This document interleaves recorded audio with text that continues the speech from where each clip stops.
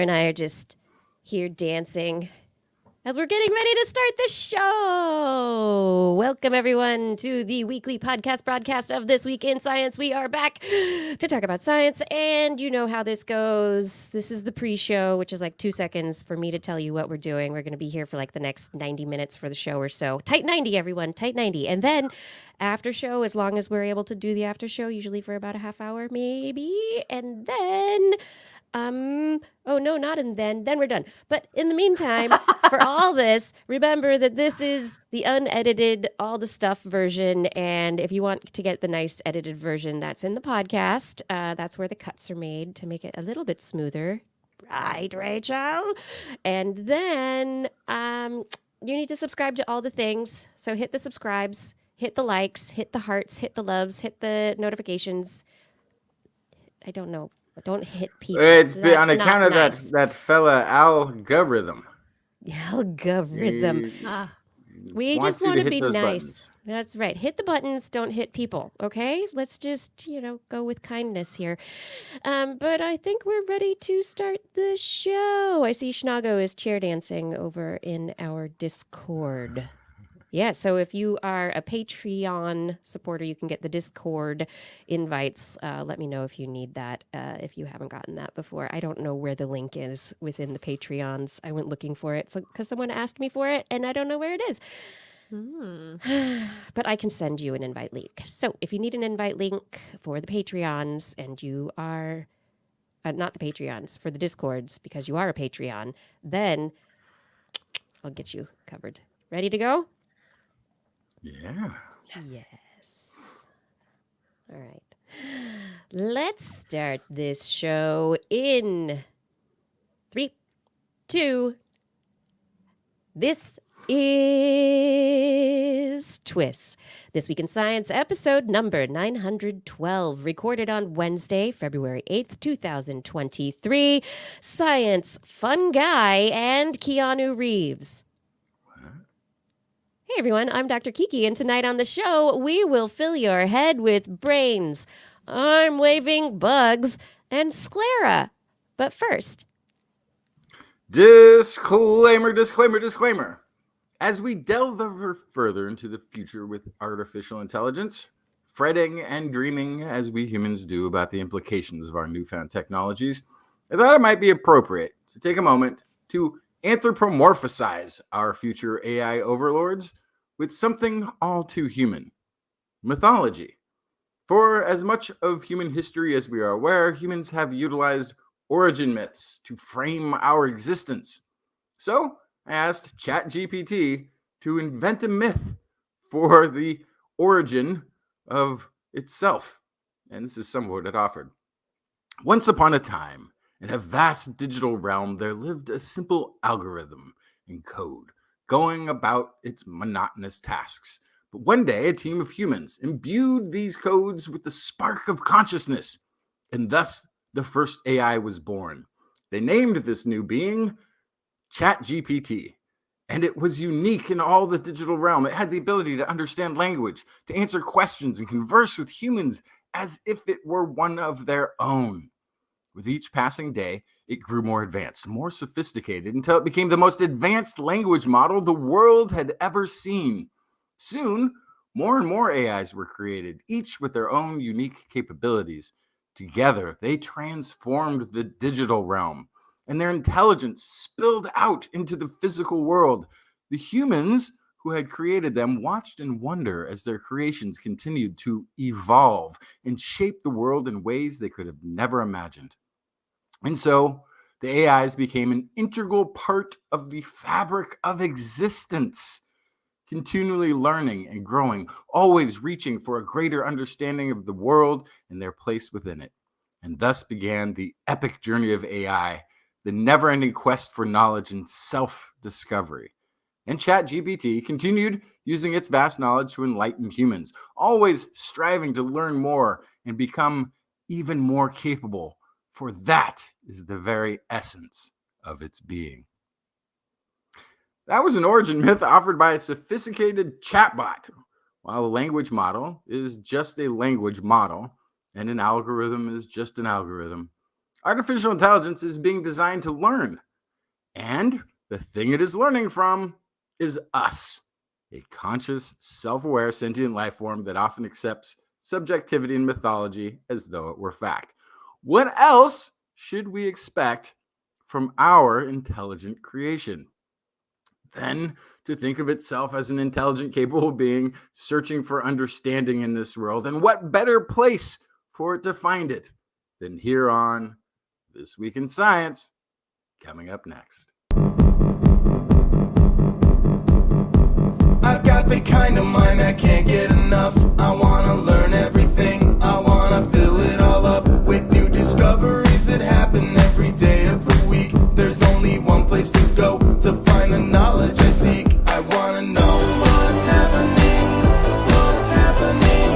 What's happening this week in science? What's happening? What's happening?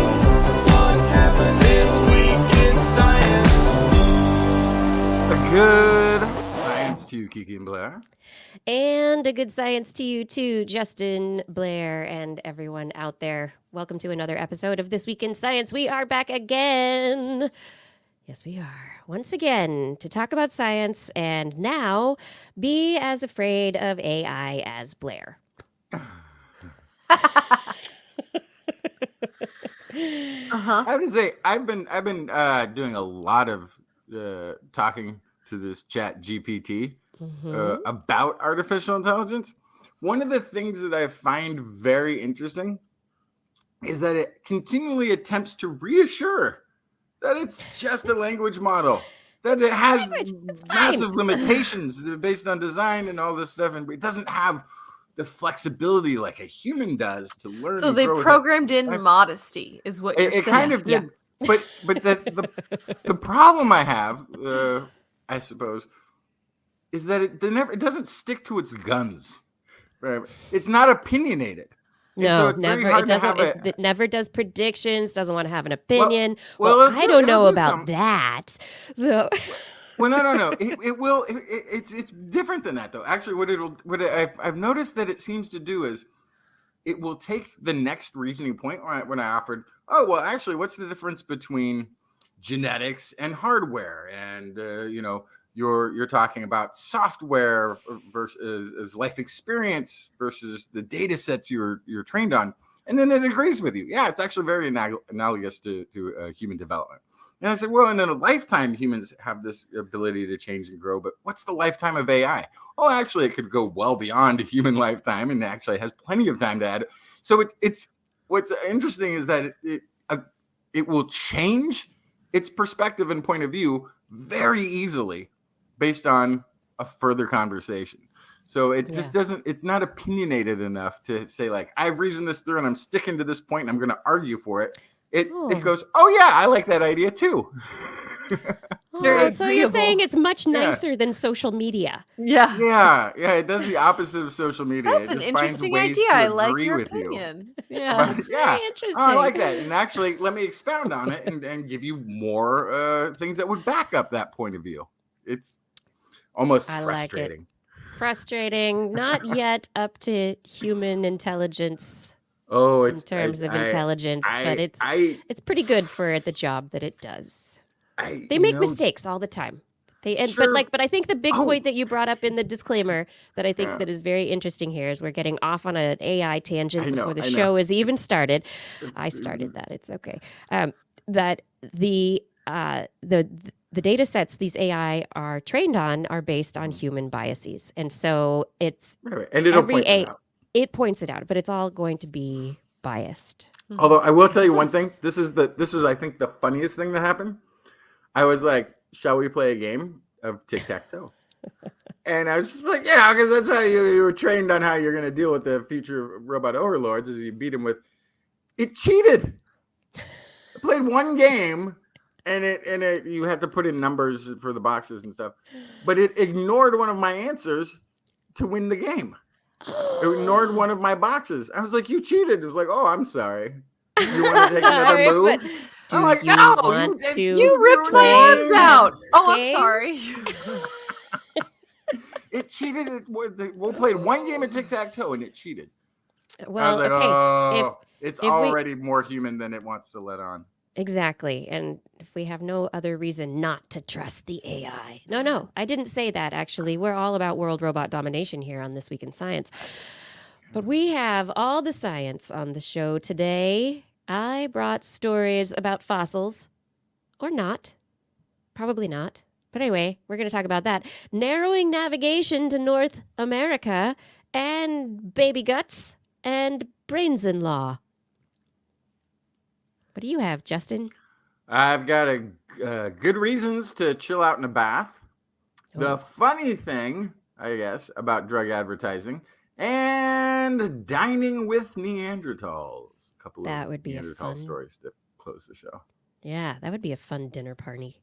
Yeah, actually, sounds pretty good. Let's talk about that one. Blair, what's in the animal corner? Oh, classic animal corner. I have some eyeballs, I have some flags, and I have some animal self-recognition.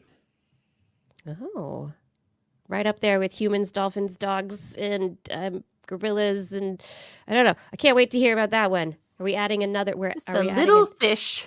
What? Fish aren't smart like that. They don't even Well. feel pain. No, okay, I can't wait to have that conversation. All right, the animal corner will be coming up, but we're going to jump into the show right now. And if you were not aware, remember, you can subscribe to This Week in Science by heading over to all the places where we are in the podcast directories. If you want to find us as a podcast, look for your favorite podcast directory, search for This Week in Science. We also stream live weekly at 8 p.m. Pacific time on Wednesdays from YouTube, Facebook, and Twitch. We are TWIS Science on Twitch, Twitter, Mastodon, is that all of them? No, Instagram is another one as well. So many things out there in the world these We're on days. but Instagram? I had no idea. we've been on Instagram, I didn't on the think- Instagram. And we have a website. So if all of this seems like just too much to handle, head to twis.org where you can find all the information, get links, be able to subscribe to podcasts on the major players and all that kind of stuff. Okay.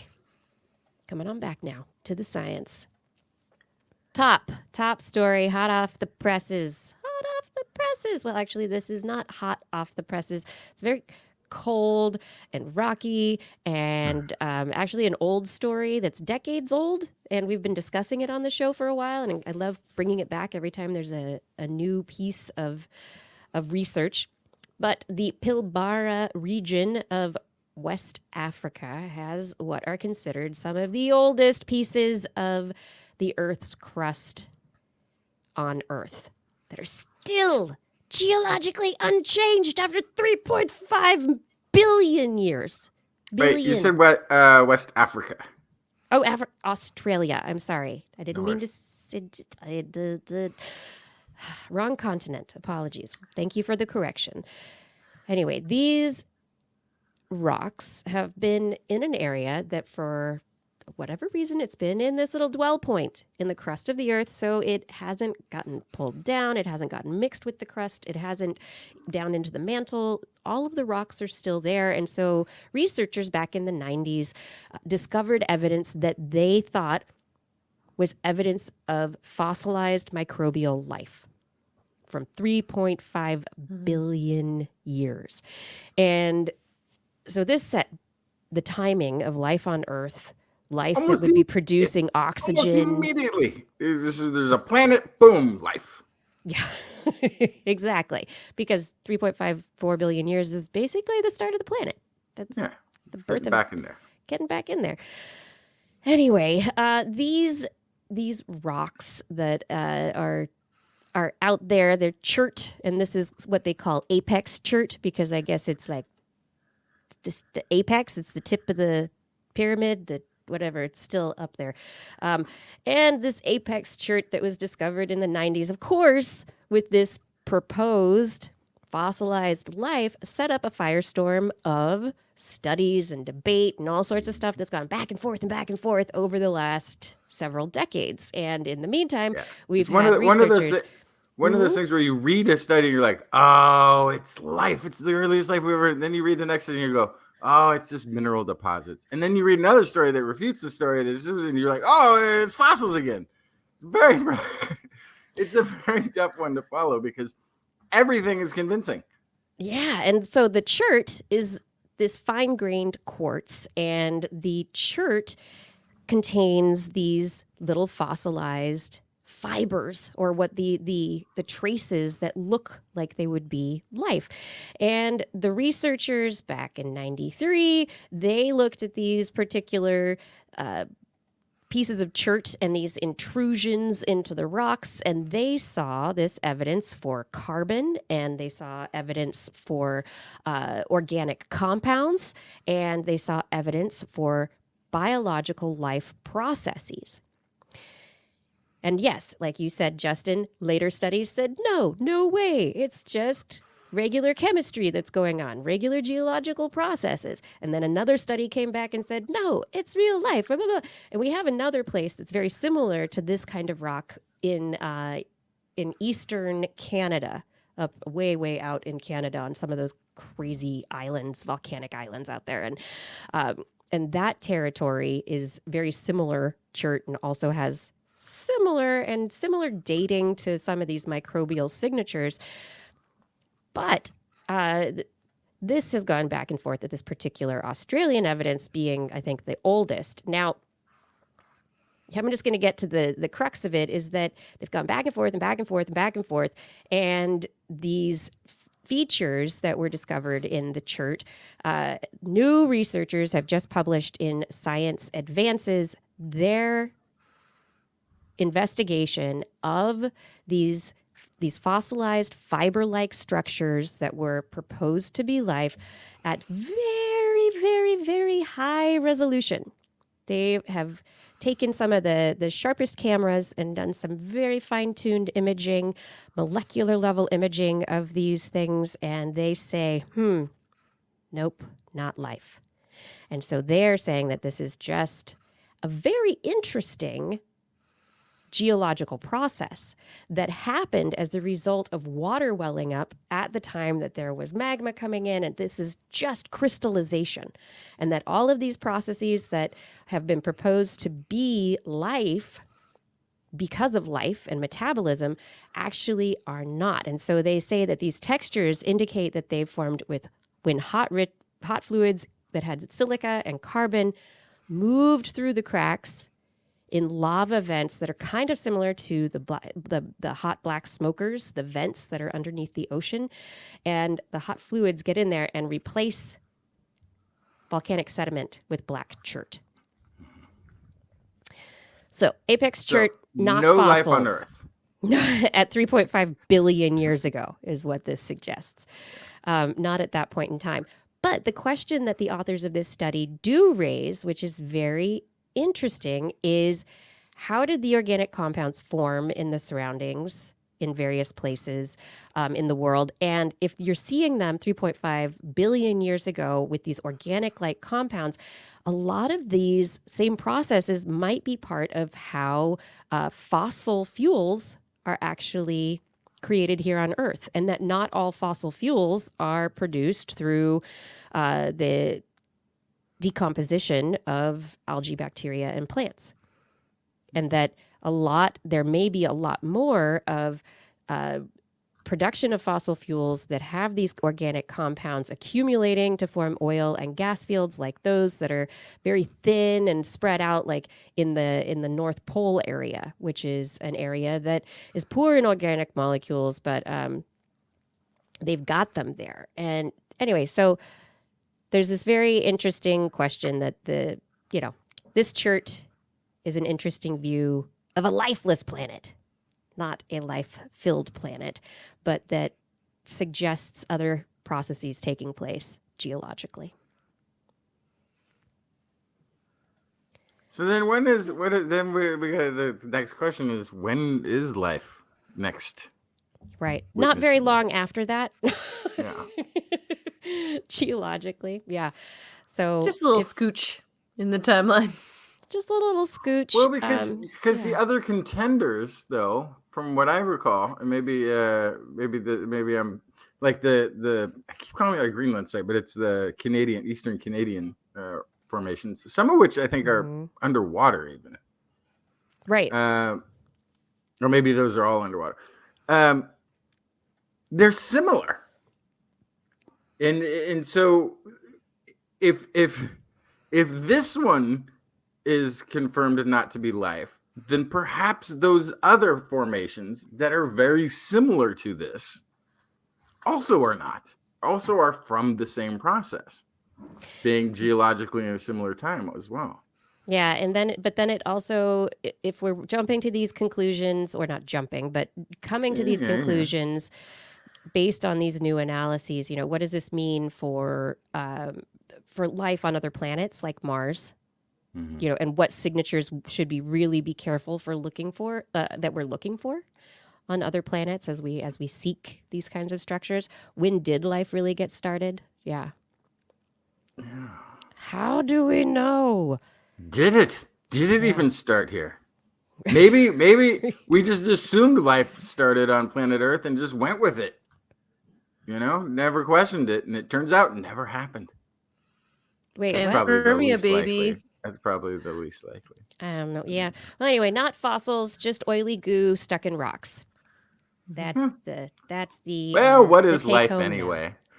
Oily goo. Oily for sure. goo stuck on a rock. Yes. All right, Justin, what do you have?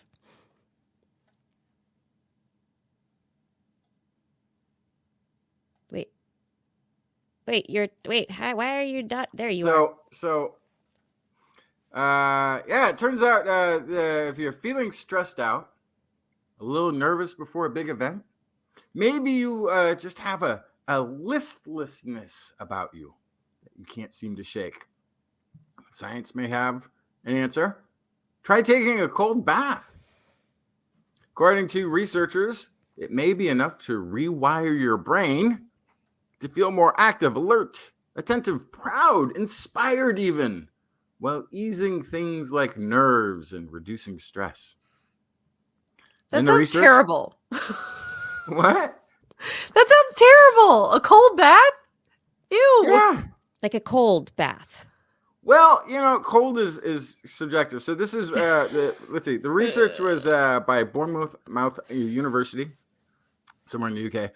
33 human participants took a 5-minute whole body bath in 20-degree water. Celsius, which would be right? Insanely cold, but it is in Celsius, which is 68 degrees Fahrenheit. So still cold. That's still cold. It's a fine room temperature. It's super chilly for a bath. Yeah. It's really cold for a bath. None of the participants in this were swimmers or people who enjoyed taking cold baths. They had to filter those people out so they could see what the effects of a cold bath on somebody who wasn't acclimatized to it would be. And so it was also likely these participants weren't extremely comfortable during the 5-minute experiment. Researchers looked at brain connectivity with functional MRI and 20 self-reported emotional states before and after the cold water immersion. The 20 emotional states were a mix of positive and negative self-evaluations. After 5 minutes of immersion, the positives increased and the negatives decreased. The participants reported feeling more active, alert, attentive, inspired, strong, proud, and enthusiastic. But during the bath, see, this is the thing. Negative feelings skyrocketed. Right. Like one of them is like, they felt less jittery, irritable, and nervous and stressed out after. But of course, if you knew you were about to go get submerged for 5 minutes into a bath, that's cold. All of that might have built ahead of time. Mm-hmm. So there's a little, unless they didn't tell people what the experiment was going to be. I think what they're measuring are the endorphins and the sweet relief of being warm again. Right. Well, but your body's responding. Yeah. But then that's Get also away from the cold. And that alone would be something interesting. You know, this is the body's reaction, emotional state reaction to doing something, knowing that you're going to do something uncomfortable and getting through it, and then having this boost of feeling, you know, less stressed out now than you did anticipating the terrible thing. Sort of like, you know, okay, I'm going to hit myself in the hand with a hammer, and oh, I'm very nervous, and then I do it. Oh, that was terrible. But now I don't have to do it again, and I feel great. Because I won't have to go through it again. However, fMRI scans revealed that the changes were actually visible in the brain, as there was changes in connectivity between parts of the brain, medial prefrontal cortex and parietal cortex, areas that process emotions.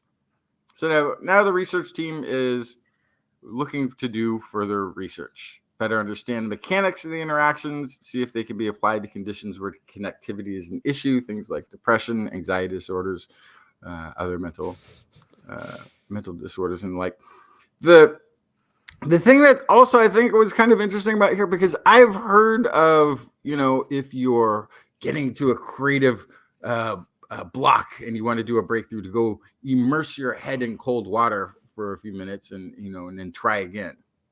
This is an old writing technique. Yeah, people talk about taking cold showers every morning. It's one of like the efficiency body hacking things to like people are like, I'm gonna get everything done and I'm gonna start the day with a cold shower. And that's one of the things. Thanks. If you've got a big presentation or something and you want to feel a little less nervous and get rid of the jitters, go dunk your head in cold water. Just make sure you brought a towel. Yes. Otherwise you're going to be doing that presentation. Yeah.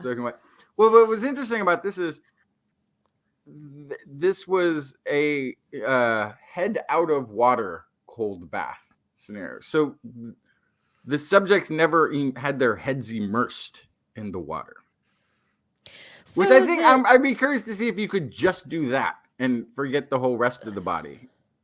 So this is an interesting point, because there is the diving reflex that kicks in when you immerse your nose and your face in usually cold water, but mammals have this? Yeah, so it's a physiological reflex that mammals have, which is called the diving reflex, and it's a holdover from when we were marine mammals. And when you immerse your face in cold water, it stimulates a whole bunch of physiological reactions that lead to improved efficiency for oxygen metabolism, and it leads to a change in blood pressure and your pulse rate. And so there are all sorts of things that take place as if you were going to be a marine mammal diving under the water. Wow. And so, so there is, for the face, for the head, there is a direct link between submersion and physiological response. Interesting. So maybe they were deselecting that so that they weren't just recreating that reaction. Yeah, I think so. Interesting. Oh. Yeah. See, now I know a thing I can do and pretty much with ease. You just splash some cold water in your face and then go on about your day. That's a fantastic idea. Yeah, it's probably similar to, you know, boosting up your, you know, I mean, I don't know. If oxygen efficiency, I mean, that's nice. Give you a little feeling like you can do a little more, you know, which would give you maybe that feeling of being alert, being a little inspired, attentive. Like I could see all that with the facial stuff. It's interesting that the whole body cold water immersion leads to this emotional affect, this affect as well. For if you trust the self-reporting, at least, it was anything that was a negative sort of feeling, all decreased, and anything that you would put into that positive box, all increased. Some more so than others. But I thought the enthusiasm was a really interesting one. The enthusiasm and attentiveness one. You're excited to be done with your cold bath. But again, that's like the best. It's like the most glaringly obvious. Unless the only way, and I didn't see it in this paper, the only way you could have more effectively done this would be not have told the participants that they were going to be in this cold water bath for the 5 minutes. And then you get into Just that. get in. You lead him into a room. You get into in the that. Are bath. they really volunteers? Kind of. You start to get into that real consent aspect of that things. informed consent arena. So I'm sure they knew what was coming. But that even would have so, you could show like a release of positive hormones that calm you down as a effect of like, I'm done with that crazy thing. Even if you didn't know you were going to do it, having done it and being done could still impact things. I totally agree. But then if it works, it works. So this might be one of those things. If there's a big test or a big talk or you got something going on, try a cold shower, a cold bath for 5 minutes and go on about your day. Yeah, so I'm curious about the immersion part for the 5 minutes. Why 5 minutes? Why not just you jump in, you jump out? Why not a really fast? Why 5 minutes? And there is a question from the chat room on YouTube about whether or not body temperature has anything to do with it. And I think that's a really great question. Within 5 minutes, is that enough time for the 68-degree bath to really start affecting your body temperature and affecting your body, your physiology enough for the body to regulate the metabolism to start more heat production, to maintain the core temperature, and to do a lot of the things that would rev you up a bit? Yeah, because of course your mind knows you're getting out of that bath in 5 minutes, but your body is not in the same level of communication or trust that you have with your conscious mind. Your body thinks we're about to freeze to death if this continues. And so we're going to streamline everything that we've got. We're going to get rid of all this. There's no time to be agitated and nervous or to do any of this. We need to be positive and proactive and attentive and get out of this thing and survive it. Yeah, so it says the eligibility criteria for the participants, that they're free from chronic pain, no medication use, no history of medical, neurological, psychiatric, or substance use disorders, not pregnant, naive to cold water immersion in the last 12 to 18 months. And so I think that's important also. People who do Russian banya and go from the hot tub to the cold plunge. Yeah. Where you sit, you do back and forth. And if you're sitting in the cold water for a little while, you can't be used to that. It has to just be. Yeah. So I was wondering if they had taken that into consideration, and they had. So these are all plunge naive people. Woohoo. Blair. Yes. I can see the whites of your eyes. Yeah. These are called sclera. Oh. Right there. Yeah. The whites of the eyes. At me. Sclerad. You sclared at me, Blair. So I have a story that really bothered me this week that I wanted to talk about real quick. This is from University of Texas at Austin. They posit it is long believed to be a uniquely human trait that we have a white sclera, and that it is used for crucial communication. Visible white sclera, or the whites of the eyes, considered uniquely human, huh? What? Yes, I've heard this before. Yes. I have a dog. She has white sclera. You can see where she's looking. Right, but you don't see the sclera. I mean, you're not supposed to be able to see the sclera. I read this about dogs. The only time you see the sclera is when they're agitated and upset. I can almost always see it. I know. Yeah. But people are always saying things on the internet. Hang on though, but your dog is also a somewhat unnatural. There was no herds of small little yappy dogs also running across the plains hunting so to caribou. Your point, Justin, there are quite a few farm animals genetically manipulated with visible white sclera. Cows, yeah, but they're also to your domestic. Point, domestic. Horses. Okay, so interesting. Yes. So if we can kind of like forgive the initial posits of this story and say, all right, except for domestics. Okay, fine. Well, they analyzed 1,000 photographs. So this is my other problem. photographs, but fine, whatever. So they analyzed 1,000 photographs of 230 individual wild chimpanzees living in a habitat in a national park in Uganda. They assessed sclera color in animals as young as 1 month to as old as 68 years. They found 15% of chimps had white sclera, and an additional 41% had some form of light sclera, tan or brown. I can tell you right now, my desktop image on my computer is a couple of hippos. They both have tan sclera. You can see them. You can see where they're looking. So it's more common in infants under a year and a half. And the suggestion is that in most non-human animals, sclera are dark. So if you look at animal eyes, a lot of the time see right up top, there's dogs that you can see it. Whatever. Dogs anyway, with white sclera. We've got it looks like chimpanzee with white sclera. Yeah. Looks like a lemur with white sclera. It looks like a guinea pig with white sclera. Oh, there's a fox. I can see that white sclera. Yeah. We're just going to keep going down the page here. Okay. Yes. So, flawed study, I'm going to say right now. Just based on the idea that this is uniquely human. And we have to study where the origin is because humans use this for communication, and that's why humans have white sclera. I can buy that our irises shrank in order to show more of our sclera. If you want to measure how much sclera is visible as opposed to the color of it, I am here for that study. But looking at the color, in my opinion, is kind of nonsense. Regardless, I'll finish off kind of explaining what they looked at. They say that in most non-human animals, sclera are dark, which make it difficult to discern where they're looking. Is that why they're dark? I don't know.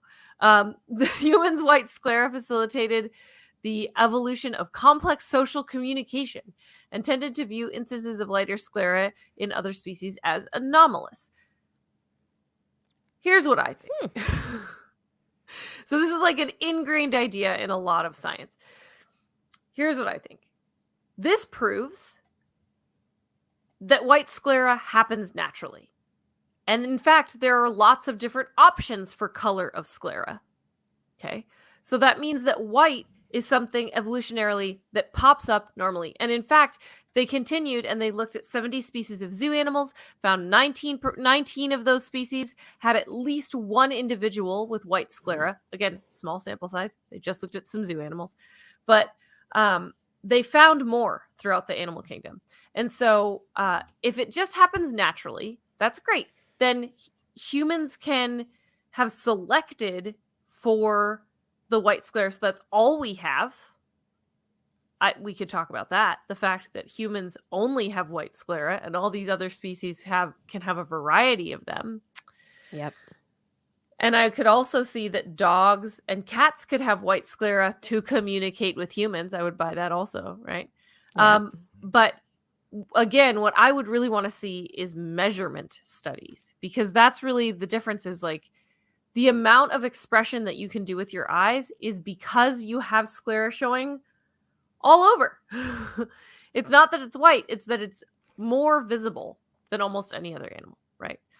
And so yeah, I'm not here for this description that like white sclera has evolved solely for human communication. Right. It's all for us, not for anyone else. No one else is doing it. Yeah. Human-centric chatting here. This is not based in science. There's all this evidence in other places that this naturally occurs throughout the animal kingdom. But I can buy that we have really honed in on that as a pedestal of communication, right? Right. But I still believe that other animals use eye movements to communicate. Mm-hmm. And, you know, except for maybe birds. Right. Owls specifically. Owls. Because their eyes are fixed in their sockets. That's why that's funny. I know. They can't move them. They have to move them. I'm telling the listeners, Kiki, I know you know. Okay. Yeah. I'm letting them in on our secret. Anyway, yeah, white sclera. Now you know about that. Now you know not all animals have white sclera, so now you can spend many, many hours Googling that. But also just interesting idea, tough basis of study. I want more. Yeah, I mean, I think this kind of a study getting a little bit of attention because they focus on the chimpanzees and Yeah. human animal, and so the PR aspect of it, they're focusing on our ancestors and our relatives and how did it come about. But at the same time, yeah, I think you are probably right about the way that they're approaching the problem, that it's not necessarily useful or indicative of what's actually going on. I guess it's ultimately it's neat to look at, but I think there are better measures out there. Sclera. I communicate with my sclera. What am I looking at? Oh, I'm looking at the Northwest Passage. Wait, which one is that? Is that the one back east? Wait, where is that? Which passage is this again? So, Justin, I wanted to talk about this study because I thought you would be particularly interested in it, as it is an analysis using paleogeological and paleo data looking at the Pacific Ocean and the land bridges that would have been in place or not in place for the Bering Strait, or the sea ice bridge that would have been in that area at certain dates. And so they have used sediments and diatoms and other information from the strata that they recovered from ice cores and other cores that they took in these areas. And the research you're publishing in, I think it's the Proceedings of the National Academy of Sciences, have kind of tried to put date boundaries on when people crossed into North America. Going from the possibility that there's evidence for humans in North America around about 25,000 years ago. A lot of the archaeological data in the northern, like Alaska, Canadian coastal regions for these ancient humans, trails and where they would have been camping and where they would have been hiking and where they would have been living, that evidence mostly dates back to about 13,000 years ago. And so we don't have the human evidence of when these passages would have taken place, but these researchers thought that you could get the paleogeological evidence to be able to put together a story with boundaries around what periods of time people could have passed into North America. If they were walking. Yes. And what they suggest is that there were, the glacial periods and areas where there was a lot of ice, and there were periods of time when, a long time ago, when there were ice bridges that connected between the different continents. There was the land bridge when the water levels dropped substantially, and then there would have been potentially sea ice bridges that were seasonal at certain periods of time when the oceans were high enough, but also, or when the oceans were low enough, but there was also glaciation and there was a little bit of feeding in and retreating of that glacial edge. And so there's also an in-between of all of those, which is periods before it was liquid again, or water again in between. And but not a complete land bridge or ice bridge. You would have all of these islands. These little islands that would sort of connect it across, so that you could see from one to the next to the next to the next, and wouldn't be that harrowing a sea adventure to get from one to the next. And that I think is the most interesting aspect of this, is if you think about where the land would have been and the Aleutian Islands and other things that they could have hopped between, and if there was sea ice seasonally, as we know, the Inuits today, they live for weeks to months out on the ice hunting for sea mammals and for other animals under the ice, and then they'll get from one place to another. And there's no doubt that people once upon a time did this in our ancient human history. And we know horses did. The extinct horses from North America are heavily related to the horses in Asia, and they think that they went just back and forth over many millennia before this time we're talking here. Just used to go back and forth occasionally across that same land bridge. Yeah.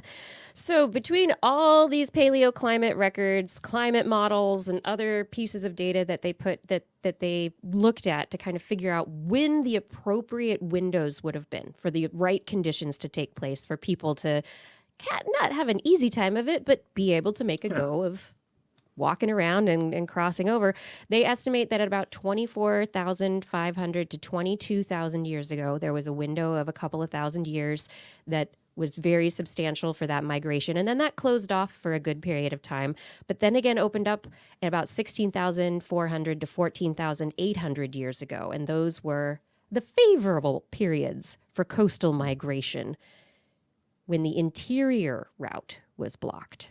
And so there was there was likely other interior migration that may have been going on over bigger glaciers and other ice bridges, but at the coastal path, they have very specific windows. And so from these particular windows, what they're suggesting is that even though some of this evidence might be underwater still at this point in time, perhaps there are ways we can start looking to discover archaeological evidence of some of these traverses that people may have taken. Yeah. Well, the older date there was 25,000 years ago. 24, yeah. That one actually matches up with the genetic clock suggests a separation of an ancient DNA found in the Siberian region. Right. Yeah. From the Native American population. From the A something gene, but from the A to becoming the A2 or something in this nature. Although that, again, I always point this out, that ancient Siberian population that they have these genes from, that they're saying this is when the Native Americans separated from this particular extinct group of northern Siberian. I can't remember what the exact name them, but they're an extinct group. They're at about 20,000 years ago. We have some examples in North America that are now older than that. So, and then if you can travel the bridge one way, you can also go the other way. So there's now... Yes. Yeah. The timeline still doesn't quite fit the narrative. It's not an exact match, but they also they do have in their discussion some aspects of the genetic relatedness and how the timing may have worked with outgroups and other possible mutations. And they believe that it is possible that there could have been migration as far back as like 37,000 years ago, but they don't have the proper genetic methods to be able to really confirm that at this point in time. So what they're saying is that based on also looking at these genetic possibilities, that's also why they have stuck their windows for migration at this 24,000 and the 16,000 year. Well, then that's why it fits, which is unfortunate because it would be great if it had not considered that at all and then simply overlapped nicely. If they're considering that, then stop it. So, well, I mean, because when you're looking for corroborating evidence, you don't use the evidence that you're trying to corroborate. Like that doesn't. You're not allowed. I'm sorry. And I will point something out outside too. There are regional biases for where this research is done. I have yet to see a study that came from a university. I don't know where this one is. Don't tell me just yet. But I've yet to see one from the Pacific Northwest that did not try to create a up the west or up the east coast of Asia from Japan over, because some professors in the Pacific Northwest really believed in a Japanese origin of Native Americans, and so it persists to this day that their students are still trying to put that one. So, I mean, it's an unrelated. So there is also some regional entrenched institutional bias in trying to assess these things? This is I from wish they had Montana kept them State separate. University, so I think we're they're good fine. there. Yeah, they don't care. And they don't say anything about the Ring of Fire or any of that. They're Good. just looking at very, the first Americans coming from parts of Beringia during what they call the last glacial maximum. But it is So where really did these groups unfortunate come that they from? use Yeah. they use data that I Well, wish they were part corroborating. of their it's I part know, of their but it's- discussion and part of their consideration. But Yeah, anyway, I don't like it. okay, you don't like it, but I love the study. I love the idea. I like figuring out the geological timeframes. That's yeah, fantastic. It's for when- fantastic. But if they considered the genetic clock as to when they would focus on one of those times, then they ruined the whole thing I would be excited to see. That's all. Yeah. Well, tell us about drugs. Well, before I jump into the next story, there is a quick word from our fake sponsor, Uh-oh. Vi- What? Vitalexin. When you need a drug that will cure your symptom and make it easier to go.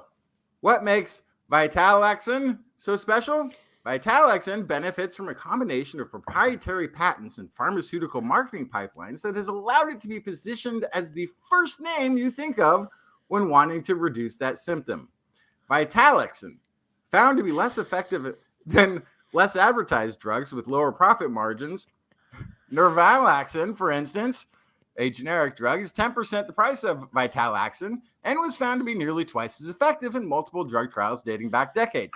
Vitalexin was found to be more effective than standard non-drug treatments alone. How much more effective? We won't go there. Unlike Vitalexin, none of the readily available drug or non-drug standard treatments have the side effect of spontaneous urination or sudden onset of uncontrollable drooling. But since they don't have advertising budgets, Vitalexin, the name you trust to deal with that problem and make it easier to go, which honestly was a side effect initially, but we sort of retooled it so it made it sound like it was an additional benefit.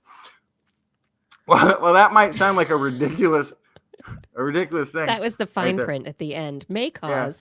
Yeah. Okay. This is actually the situation with American pharmaceutical marketing and an environment that officially has no system in place to rate effective comparability of drugs on the market.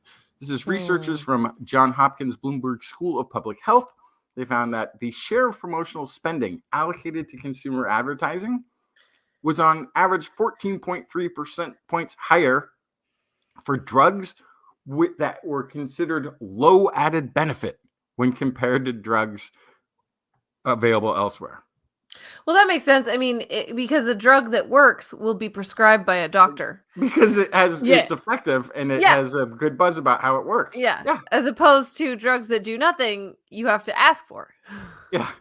The analysis revealed 68% of top-selling prescription drugs sold in 2020, this one-year study, were rated as offering low added benefit. This is 68% of the top-selling drugs were rated as low. But now the scientists didn't themselves rate the drugs' effectiveness, and they couldn't go based on the U.S. system for rating comparability of effectiveness of drugs because it doesn't exist. Oh boy.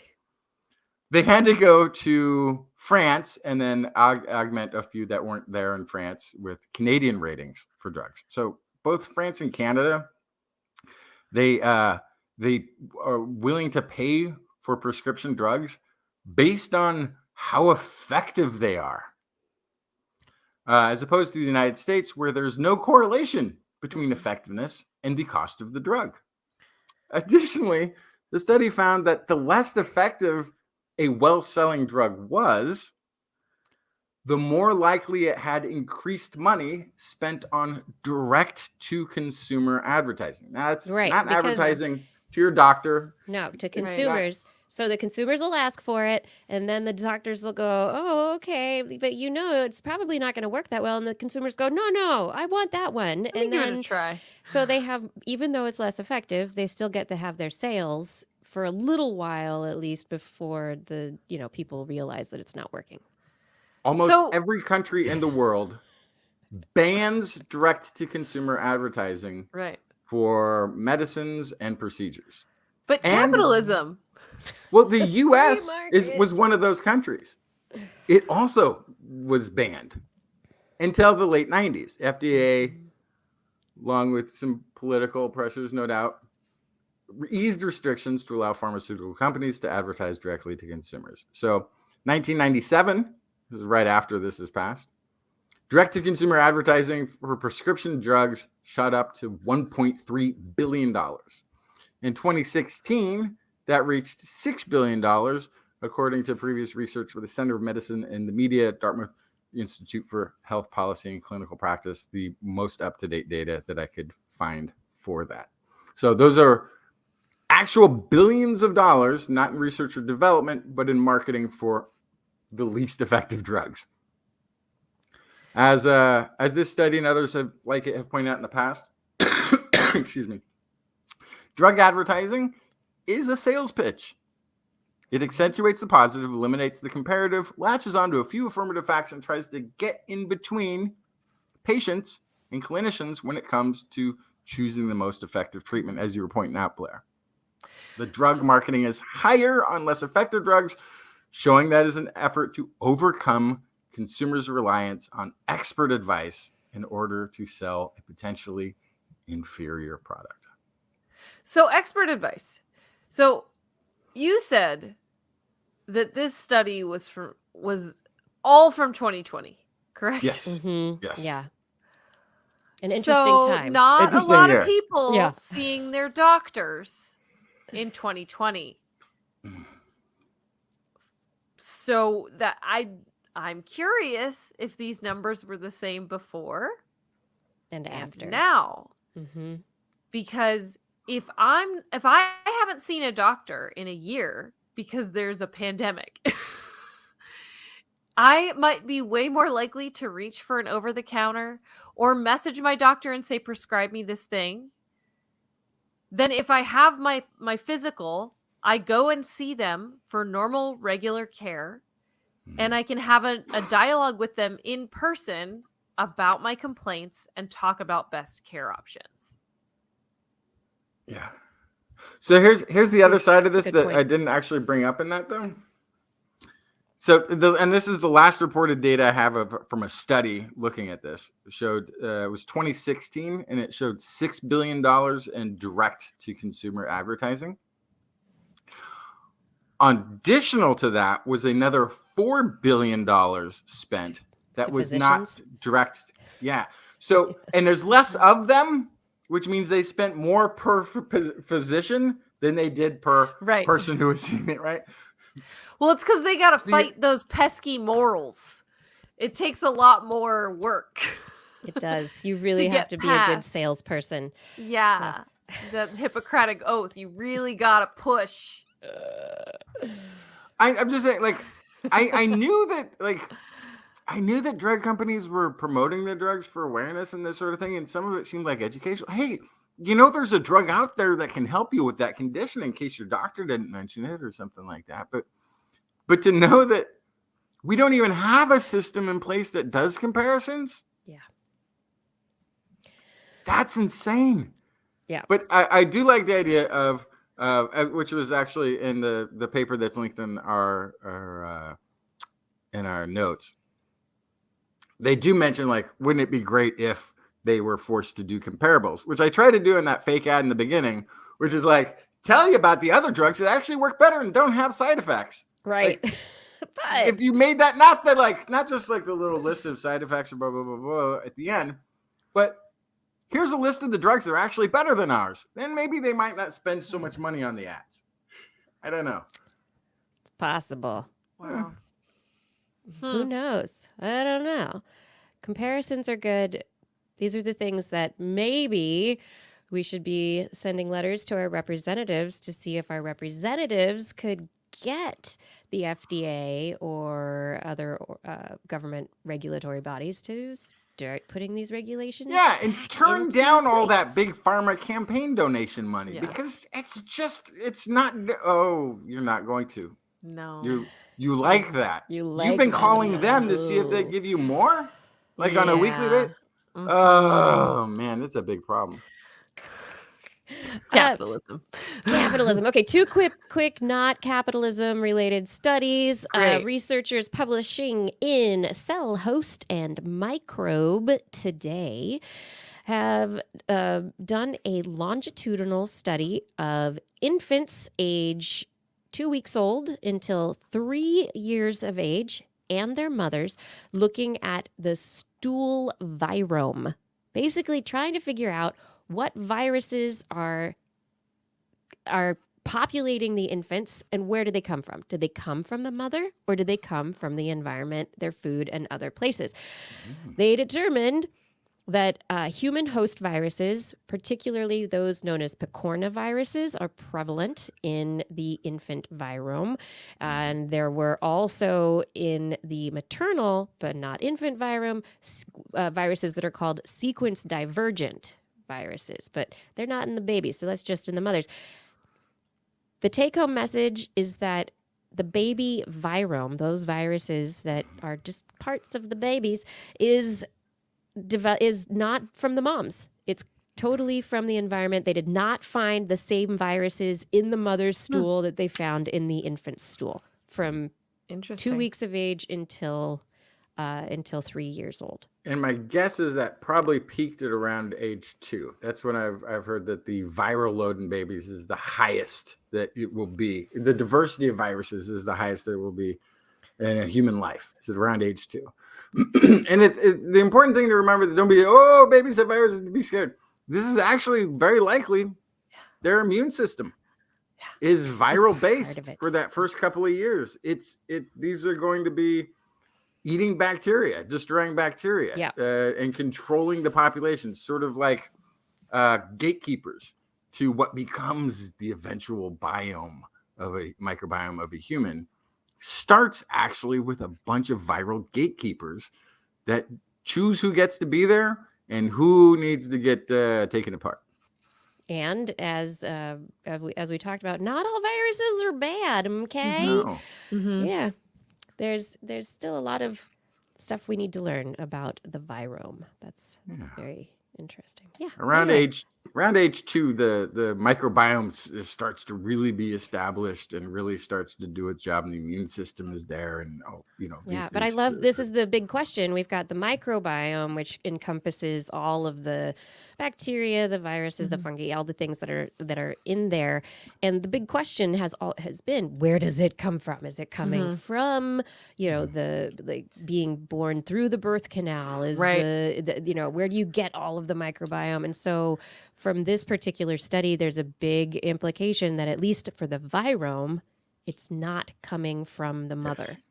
And unfortunately, they didn't tell us where it came from. Where is it? Well, from the food. No, it's coming from the. Is it from the food? It's from the. Let your child eat dirt is what I'm hearing. It's coming from the environment. Yeah, the virome comes from the environment. It comes from food. Did they find it comes exposure. from the environment, or did they just exclude the mother as the source?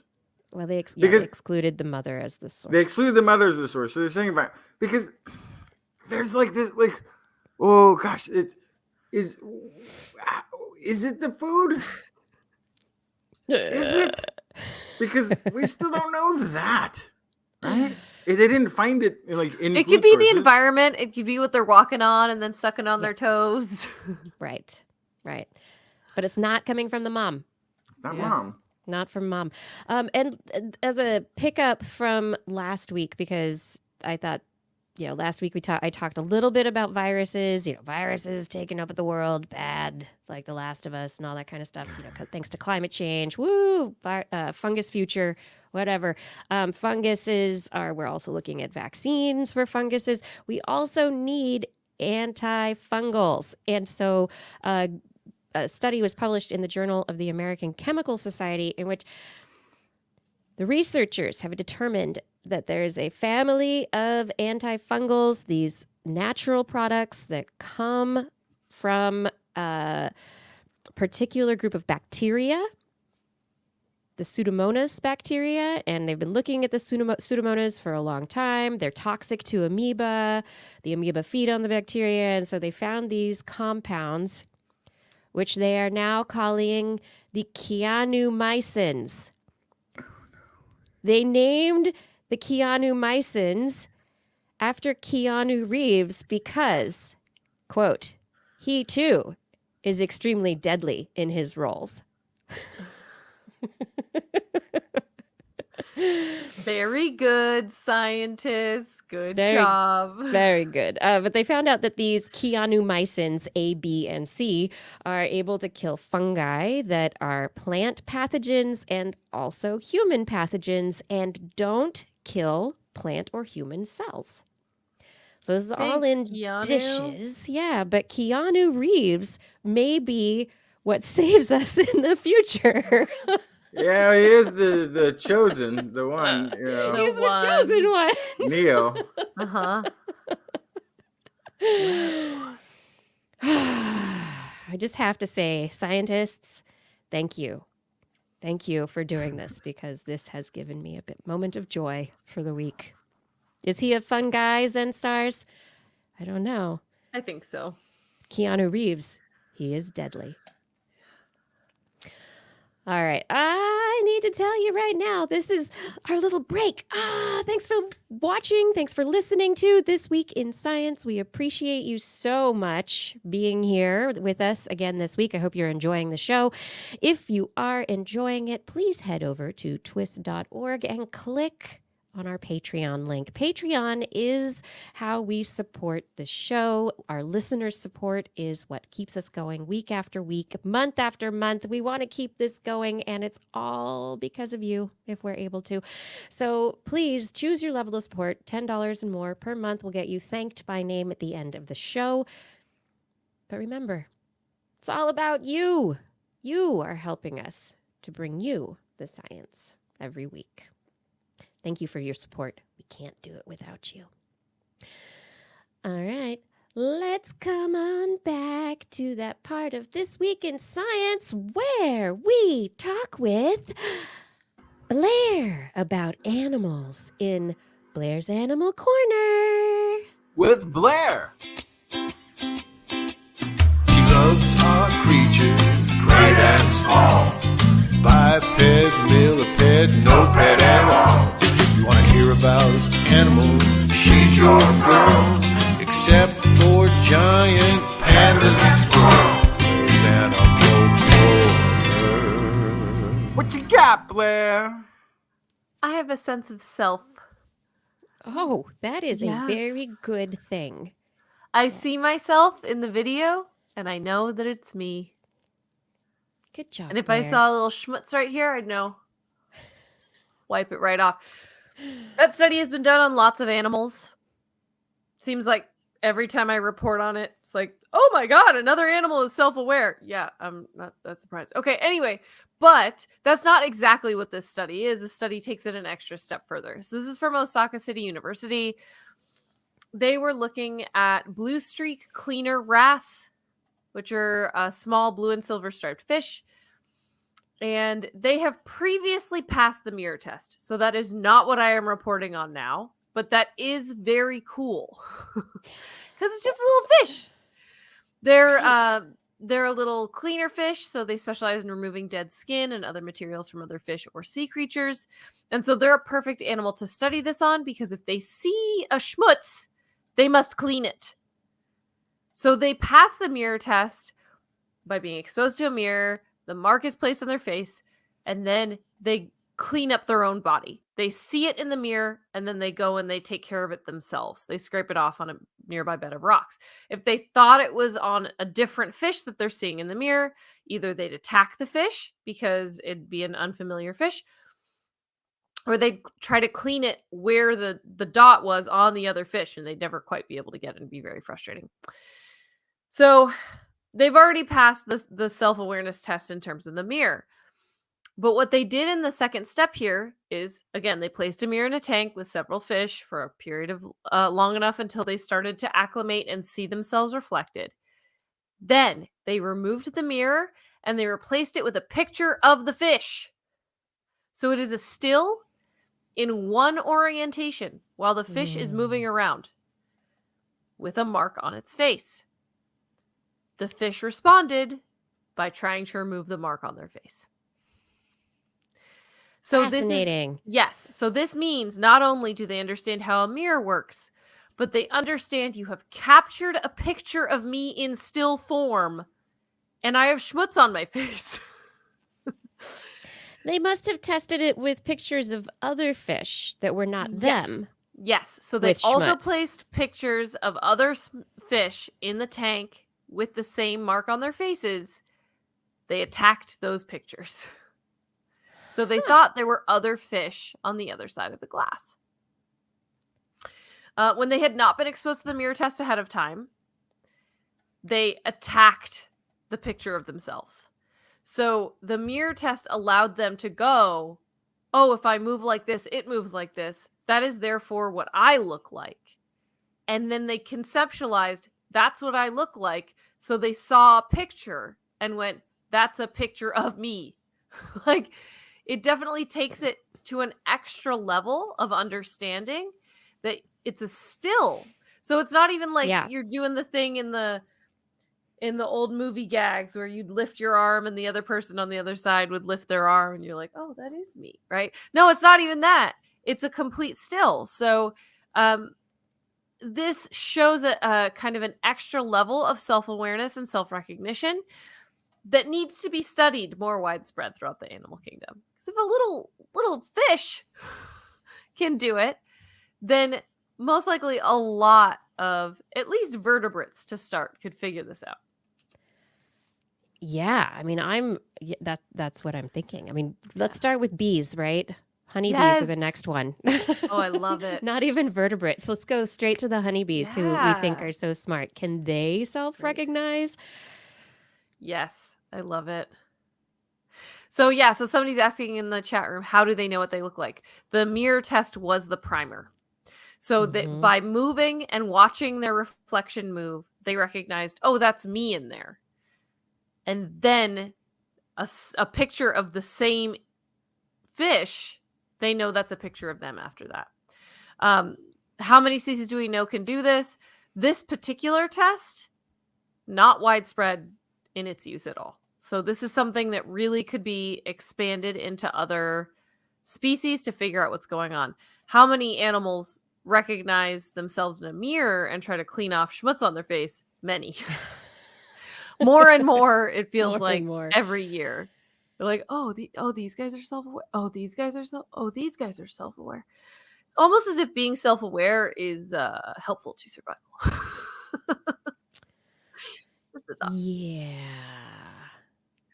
I think that is that's a huge point. Just being self-aware makes you aware of where you are in space, where you are, whether you're in danger, where you are related to other organisms, other animals, especially if you're an animal that mates with other animals, knowing yourself versus your potential partner, potential aggression, all sorts of things there. Yes.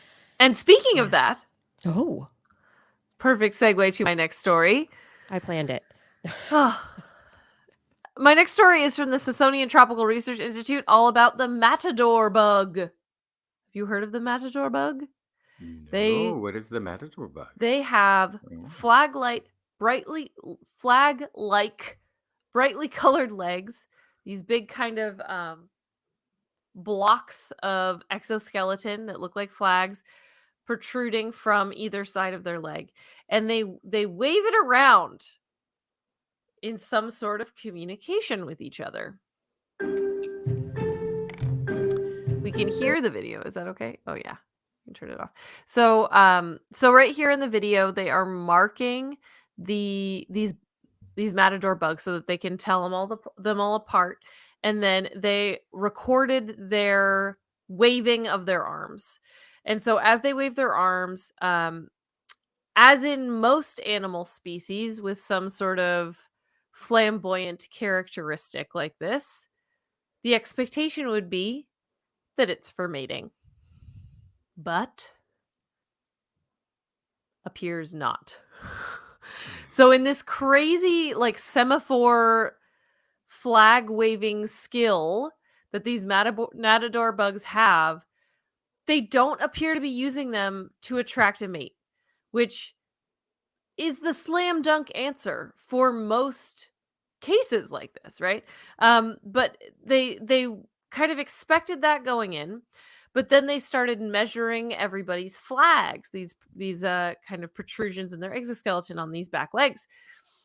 And males were not bigger than females. They were all relative in size to the body of the bug. So basically, bigger bug, bigger flags, smaller bug, smaller flags. And otherwise, no differences between sexes. So then the other question is, what do they use them for then? Right. Everybody's got these special pantaloons. Yeah. It's yeah. like they've all got like their blueies. It's like these little beetles that, the skinny beetles that look a little bit like alder bugs, but then their back set of legs has like these flared pants. Like they've got, I don't know, bell bottoms or pantaloons. Yes. And is it a camouflage or is it a redirection kind of a thing? These are great questions. So in order to try to figure it out, they recorded how long they waved and the distance between bugs in each round of observations. They documented more than 745 displays. They definitely ruled out sexual attraction because it didn't matter who was male, who was female, how far apart the males and females were, how close together the males and females were. It didn't matter at all. Both males and females waved the same amount. And in general, they were more likely to wave when others were further away, not when they were closer to each other. Oh, hi. Yes. So that could be what's going on. They could be communicating with each other. But why? Are they saying, stay away, this is my space? Are they saying, come over here, it's safe? We don't know, right? Are they territorial? That would be interesting. Another idea is that it might be advertising toxicity to predators. They might actually be waving their brightly colored pantaloons out there going, hey, see this? Don't eat me. I'll kill you. Don't touch my pants. Yeah. The other idea is that it acts like a matador's cloak to distract attacks away from the body. 1 in 6 bugs that they looked at in the wild were missing a hind leg where these flags were. Yeah, so the misdirection thing, this is something a little bit more visible maybe than the rest of the bug. So if a bird strike or something like this happens, it takes out that leg, but you're a bug. You have 5 other legs or something you can mess around with. You'll be fine. Yeah, they will be fine. Absolutely. So basically, I don't bring answers today, other than just to say more questions. Reject the null hypothesis in this case. I would make one speculation. Yeah. That if we could interview this bug, I feel like it would explain.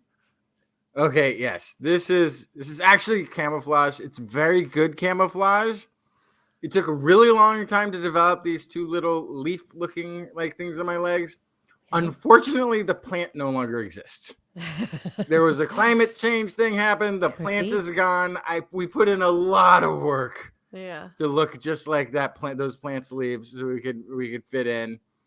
But yeah, unfortunately, the plant's gone. So now we're starting over. Right. Yeah. So I mean, there was an expectation. That expectation was rejected. Now there's a bunch of new ideas. Time for more studies. Yeah. The reason we care. Let me just real quick. Yes. Aside from just it being fascinating that there's another flamboyant visual characteristic that is not related to sex and mating. Very interesting, right? But on top of that, the matador bugs in Costa Rica are common pests on passion fruit in their farms. And so the goal was to know more about how matador bugs interact with predators so that they could better protect plants besides spraying chemical insecticides, since those also kill beneficial insects in that area. So if you know, they the actually idea want is to know that how can yeah. we make it easier for predators to catch them? Right. That's the idea. Yes. Can we make it easier for predators to catch them? Can we reduce the likelihood they'll mate? These are the questions that the farmers had. But I also think it asks a much larger, interesting question just for evolution in general. It does. And I also love that it's a wonderful example of a very straightforward simple scientific question. Like you said, it's, you set up your hypotheses. It's for sexual selection or it's not for sexual selection. And in this case, you're actually rejecting the null hypothesis. Yeah. So very well done.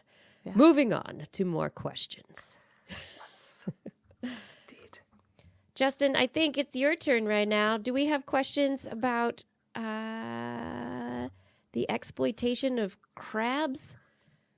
Well, are you asking whether or not Neanderthals had crabs? Is that what you're saying? That's not what I was asking at all. I've got a know. pair Tell me what I need to know. Combobulated but unrelated Neanderthal studies this week. First, published in the Frontiers of Environmental Archaeology, researchers from Portugal, France, and Spain, working on a cave in Portugal, that found a 90,000-year-old Neanderthal crab diner, I guess. Seafood restaurant. You talking about a crab boil? Like they... Well, like they didn't boil, but they did. Okay, according to Dr. Mariana Nabius of Catalan Institute of Human Paleoecology and Social Evolution, lead author of the study, the animals were brought whole to the cave where they were roasted on coals and then eaten. Yum. Barbecue. Burns on the shells.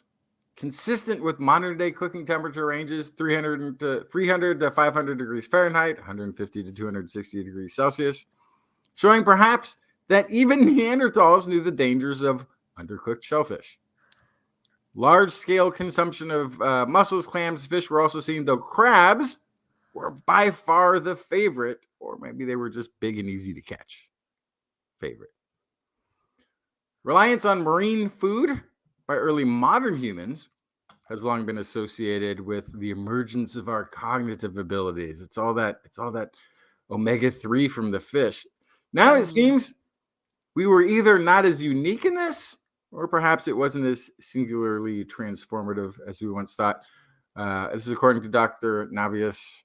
The notion of Neanderthals as top-level carnivores living off herbivores of the steppe tundra is extremely biased, pointing out that there was a larger population in the southern parts of Europe than there were up north. And so we need to be looking at this sort of thing. And it's true, most of the population of Neanderthals lived, if most of Neanderthals lived by the sea eating marine food, we likely wouldn't know about it because all those archaeological sites would have been underwater for the entirety of human research time frame.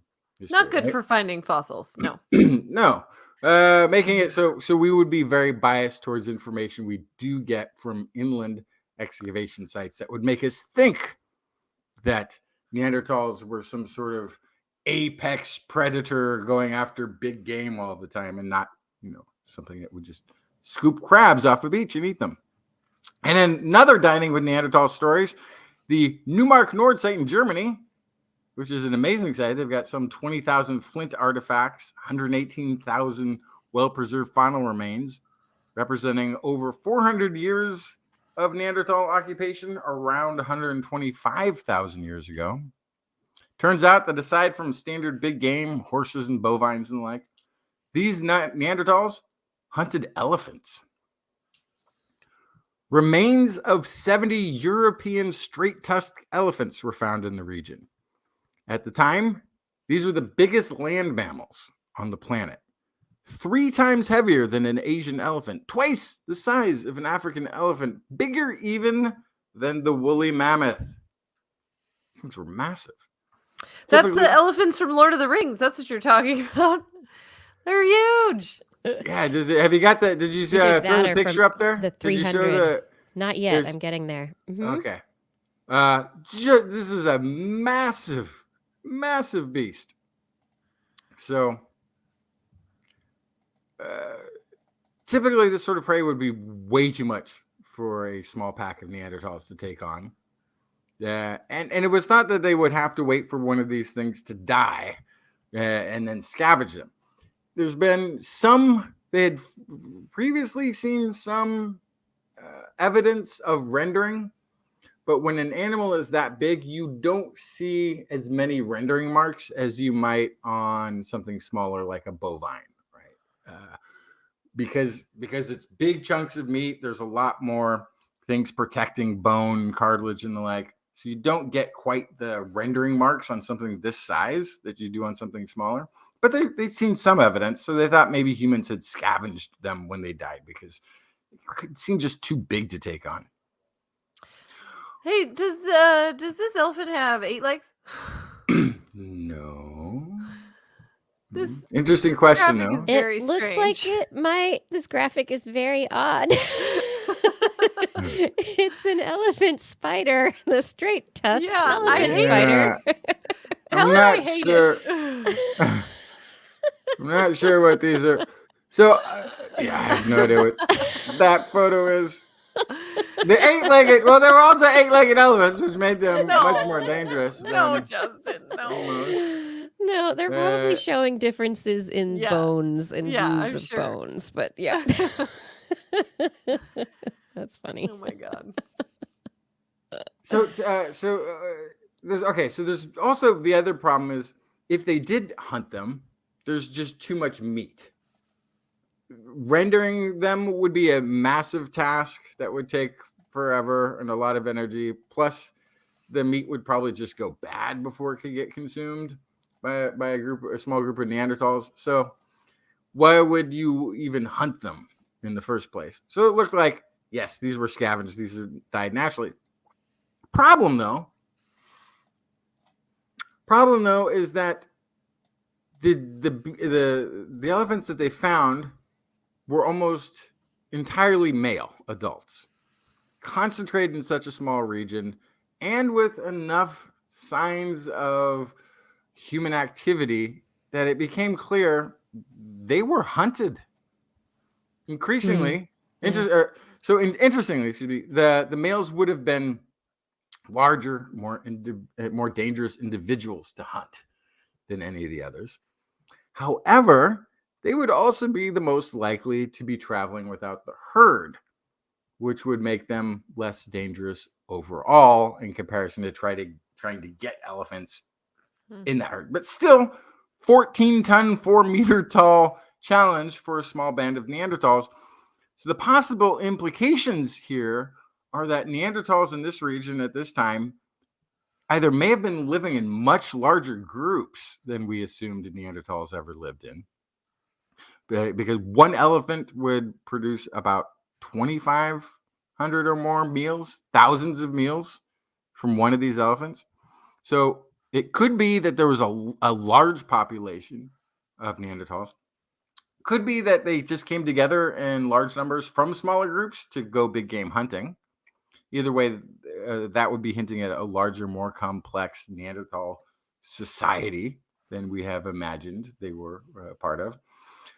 Or, and it also could mean that the Neanderthals in this region may have had some previously unknown way of preserving elephant meat long term. Maybe they were making elephant jerky. Maybe they were drying it. Maybe, who knows? But it seems unlikely that a small group would take down such a large, dangerous animal and leave the meat to squander. There would be no point really in taking on something that big otherwise.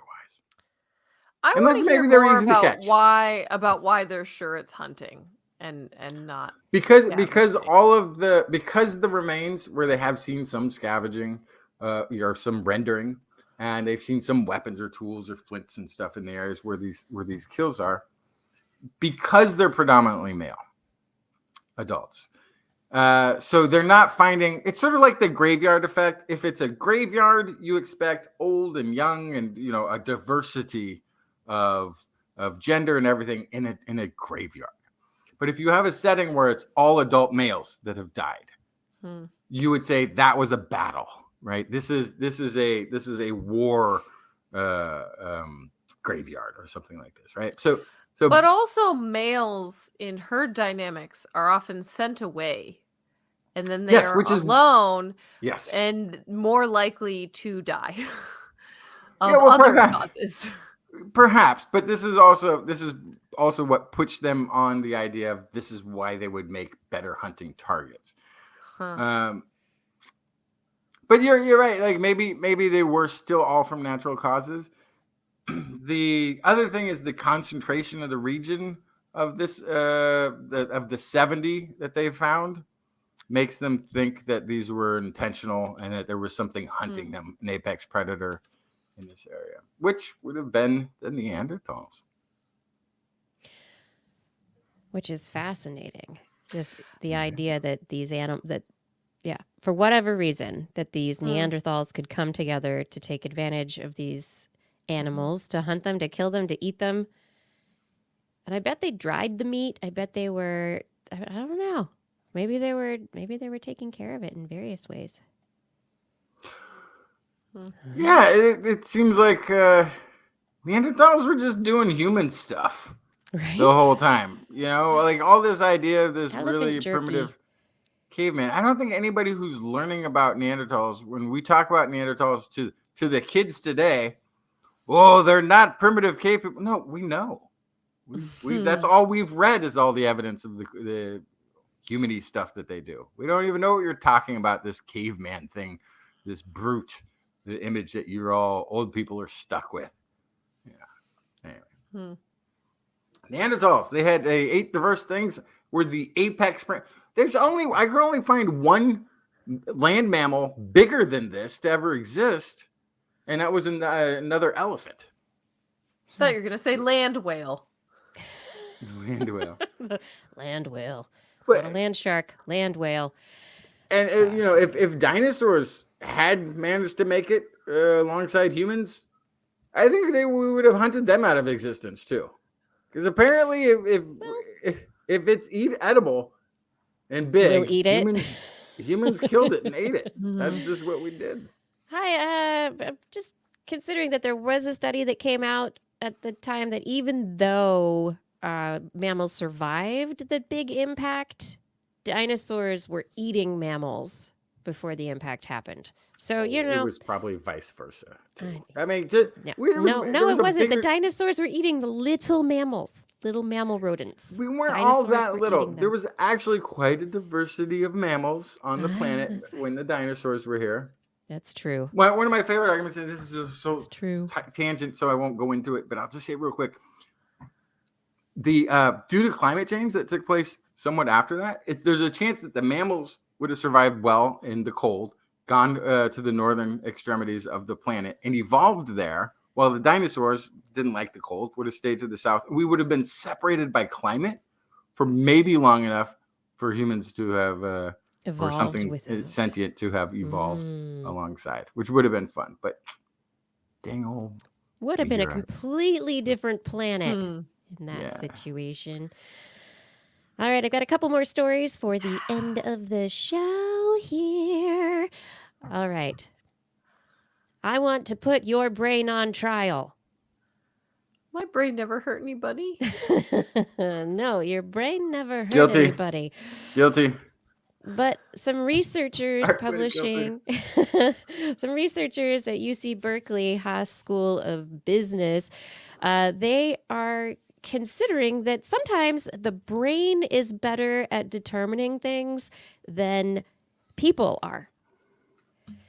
So in trademark infringement, there's often cases involving something like a big brand name that has their big logo, their trademark, and then there's the copycat brand. And the copycat brand will copy various aspects of the logo, of the trademark, and get as close as it absolutely can to the same thing so that it can get you to buy it, but for cheaper than the actual brand. And so there are lots of law cases for trademark infringement where judges have to basically decide at the end of the day that the logos are similar but not indistinguishable. Like, so just forget it. This case is thrown out.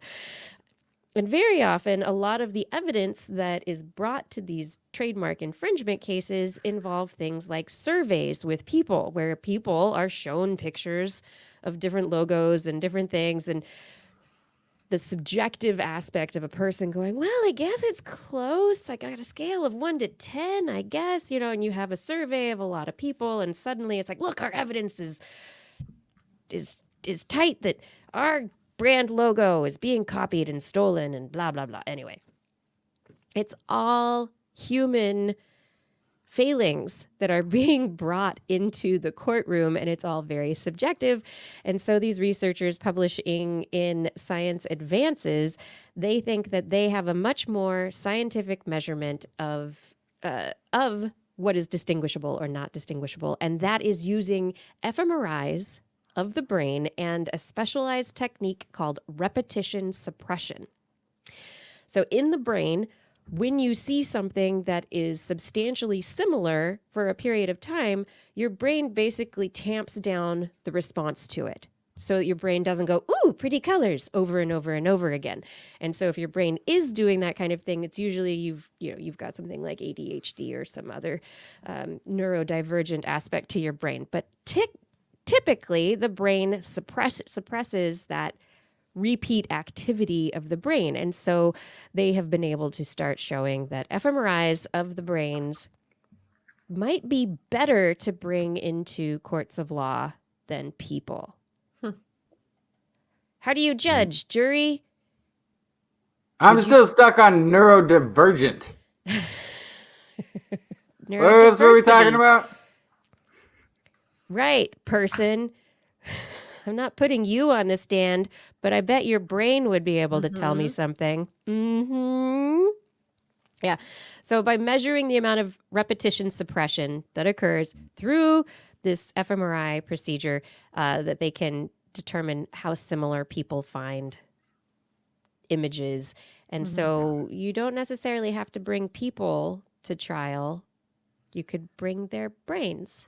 I love this still idea. The people. Well, no, hey. No, They have to physically be there, right? It wasn't me. Physically there. It was my brain that did the thing that's not right. It wasn't me. I had nothing to do with it. It's the brain.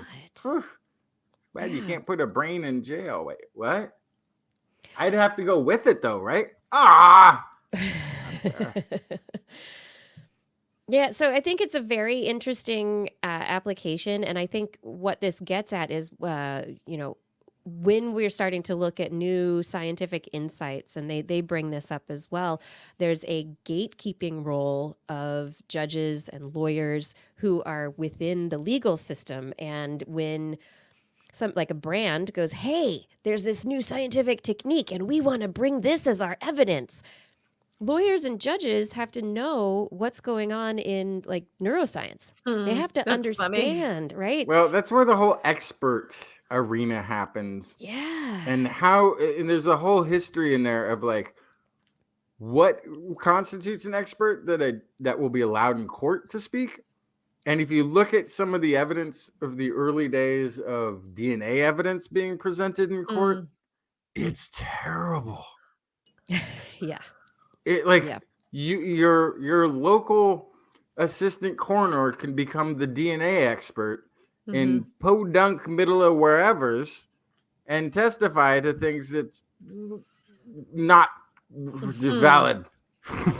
Exactly. Yeah. As I will tell you, because I went through it, and right. But there yeah.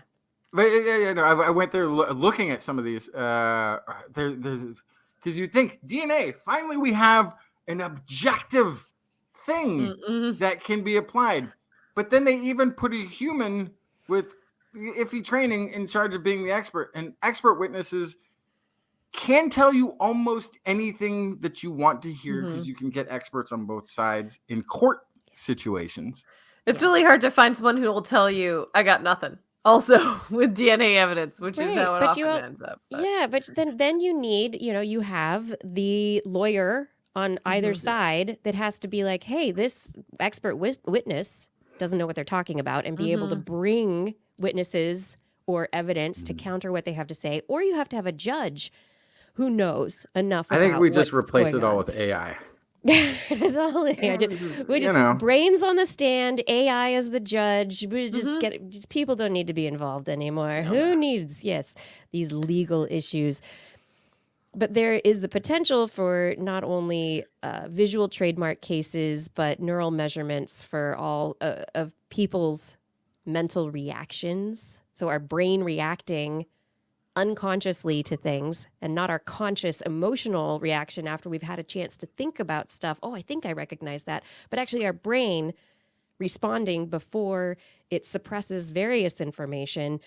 And so, how often could we use brains as opposed to people as testimony in legal cases? And so I think this is bringing up a very interesting question as we move forward with the future of the accuracy of fMRI and neuroscience and other psychiatric techniques.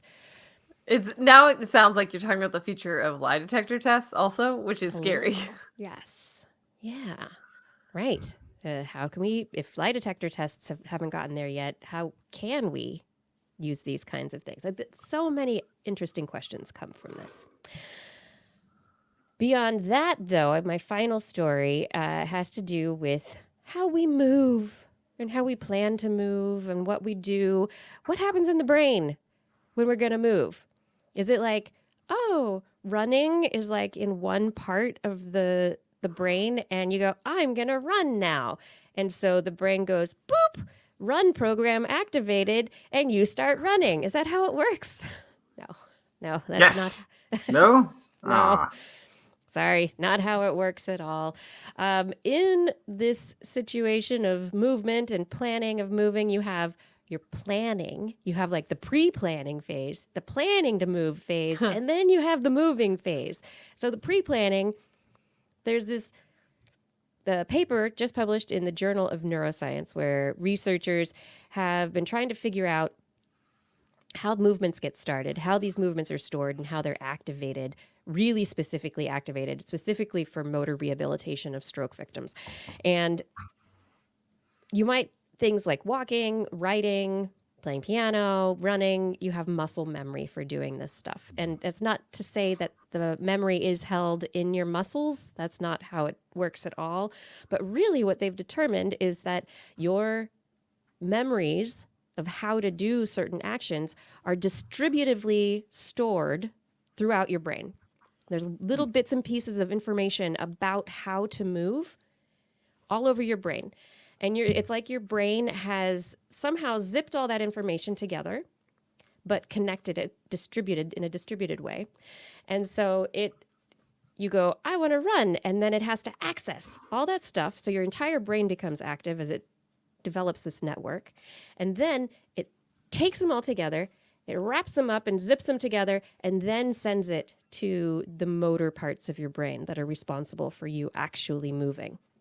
So it's like, the researchers say it's kind of like it unzips it and then zips it together and says, now these movements, these little things happen together.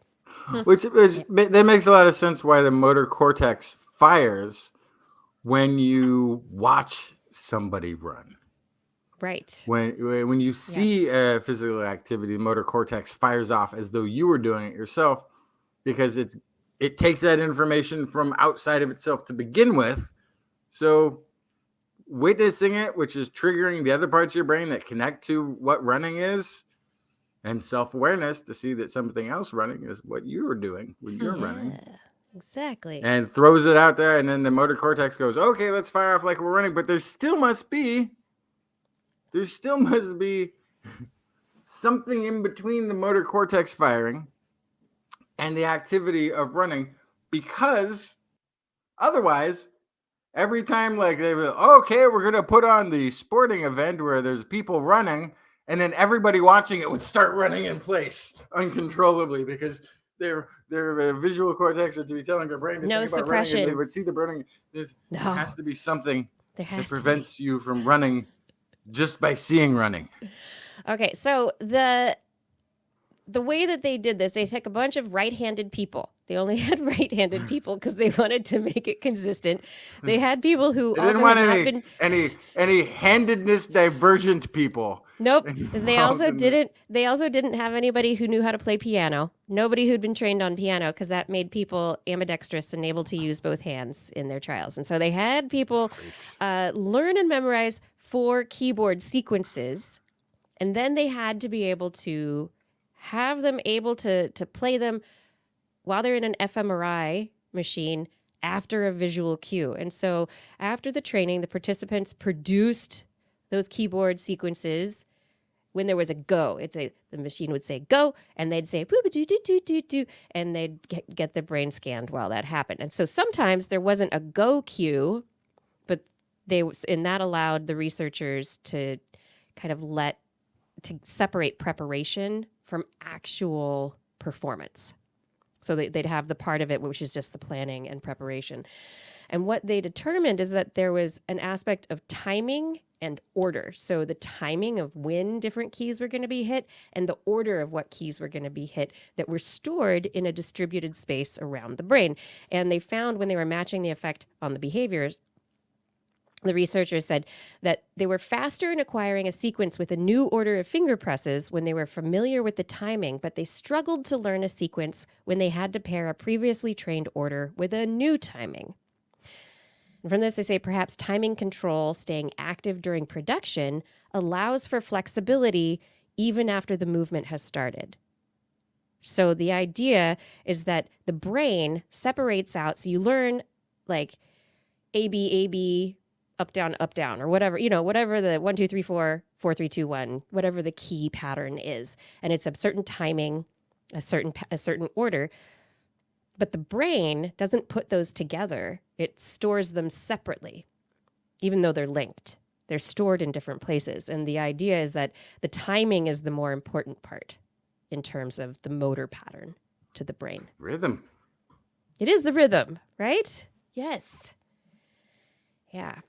So now, this doesn't get us really anywhere yet, but hopefully under this will get us a little bit closer to the storing and control of motor movements so we can work therapeutically for everyday skills, tying shoes, typing, other, drinking a glass of water, things that may become difficult because of stroke or other neurodegeneration or disease. Yeah.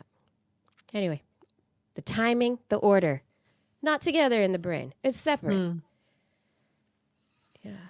So I want you all to try it. Do you find out that if you learn some kind of like a movement and you change the timing, can you do the same movement at different timings more easily than you can do the same timing and then change the movement? Well, You're just describing me trying to learn how to play the drums and failing terribly. Yeah. Yes. Did they eliminated piano players? Did they get rid of also like guitar players? I mean, did they get rid of, because I'm wondering how many professional musicians. They got rid of professional musicians altogether. musicians, Okay, because I feel like generally, that's a trained thing timing that they and order. can probably handle. Yeah. And it might be a Because little you're bit trained of on it. Yeah. Yeah. It might be a little bit of an intuitive thing that can happen that makes it so that why you became a musician, because it was easy for you early and so you got a lot of good feedback, but it's also a lot of training that can be involved in that. A lot of training. Yeah. Going from the average person who has issues with timing and order changes you have to become above average. Use your whole brain. Oh, and Escher in the chat room brings up a really good point. Gaming also primes for that activity. I wonder, I don't think they controlled for that at all. And that would that would really affect their sample size, most likely, specifically because these studies usually take place in universities where there are university-age students who are the volunteers. So those people are so dedicated to their studies, they've probably never spent time playing video games. Never. Never. Yeah, wouldn't dream of it. No. Never touch the stuff. All right, well, we've definitely done a tight 90 here. For sure. Are we done? Did we make it? We made it. I think we've gotten to the end of another show. Woohoo! Thanks for joining us, everybody. I hope you all have made it to the end of this show along with us. I want to say thank you to Fada for all of your help with show notes and with social media, making sure that we're able to get the word out about TWIS. Thank you to Identity 4 for helping record the show every week. Gord, Arnlor, others who help with keeping the chat rooms nice places to be. Thank you for your work on that. And additionally, Rachel, thank you for helping with the editing of the show every single week. And it is time to thank our Patreon sponsors. Thank you to Teresa Smith, James Schaefer, Richard Badge, Kent Northcote, Rick Loveman, Pierre Velazarb, John Ratnaswamy, Carl Kornfeld, Karen Tozy, Chris Wozniak, Dave Bunn, Vigard Shefstad, Hal Snyder, Donathan Styles, a.k.a. Don Stylo, Ali Coffin, Reagan, Derek Schmidt, Don Mundis, Stephen Alberon, Daryl Myshak, Stu Pollock, Andrew Swanson, Fred S104, Sky Luke, Paul Ronovich, Kevin Reardon, Noodles, Jack, Brian Carrington, David E. Youngblood, Sean Clarence Lamb, John McKee, Greg Riley, Mark Hessenflow, Steve Leisman, a.k.a. Zima, Ken Hayes, Howard Tan, Christopher Rappin, Richard, Brendan Minish, Johnny Gridley, Clemmy Day, Flying Out, Christopher Dreyer, Artyom, Greg Briggs, John Atwood, Rudy Garcia, Dave Wilkinson, Rodney Lewis, Paul, Rick Ramus, Philip Shane, Kurt Larson, Craig Landon, Sue Doster, Jason Olds, Dave Neighbor, Eric Dapp, E.O., Adam Mishkan, Kevin Parachan, Aaron Luthen, Steve DeBell, Bob Calder, Marjorie, Paul D. Disney, David Simmerly, Patrick Pecoraro, and Tony Steele. Thank you for all of your support on Patreon. And if you, yes, you, are interested in supporting us on Patreon, head over to twist.org and click on that Patreon link. On next week's show, we will be back Wednesday, 8 p.m. Pacific Time, 5 a.m. Thursday Central European Time, 2 shows, broadcasting live from our YouTube and Facebook channels and from twist.org/live. Want to listen to us as a podcast, perhaps while you render down a giant elephant? Just search for This Week in Science wherever podcasts are found. If you enjoyed the show, get your friends to subscribe as well. For more information on anything you've heard here, today's show notes, links to stories are available on our website, www.twist.org, where you can also sign up for a newsletter. You can also contact us directly. Email Kirsten at kirsten@thisweekinscience.com, Justin at twistminion@gmail.com, or me, Blair, at blairbaz@twist.org. Just be sure to put TWIS, TWIS, in the subject line, or your email will be handed off to Keanu Reeves, because he'll know what to do with it. he'll kill it. Kill everything. Yeah. Yeah, you can also ping us on that, what is it called again? Twitter, where we are at TWIS Science, at Dr. Kiki, at Jacksonfly, and at Blair's Menagerie. And also at some point on a Mastodon, where we can also be paying attention to what's going on. And that's a mastodon, not a straight-tusked elephant. Mm-hmm. If there's a topic you'd like us to cover, address a suggestion for an interview, a haiku that comes to you tonight, please let us know. We'll be back here next week, and we hope you'll join us again for more great science news. And if you learned anything from the show, remember, it's all in your head.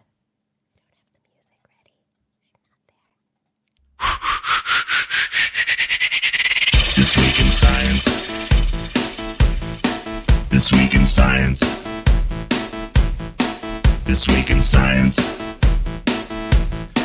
This Week in Science, it's the end of the world. So I'm setting up shop, got my banner unfurled. It says the scientist is in, I'm gonna sell my advice.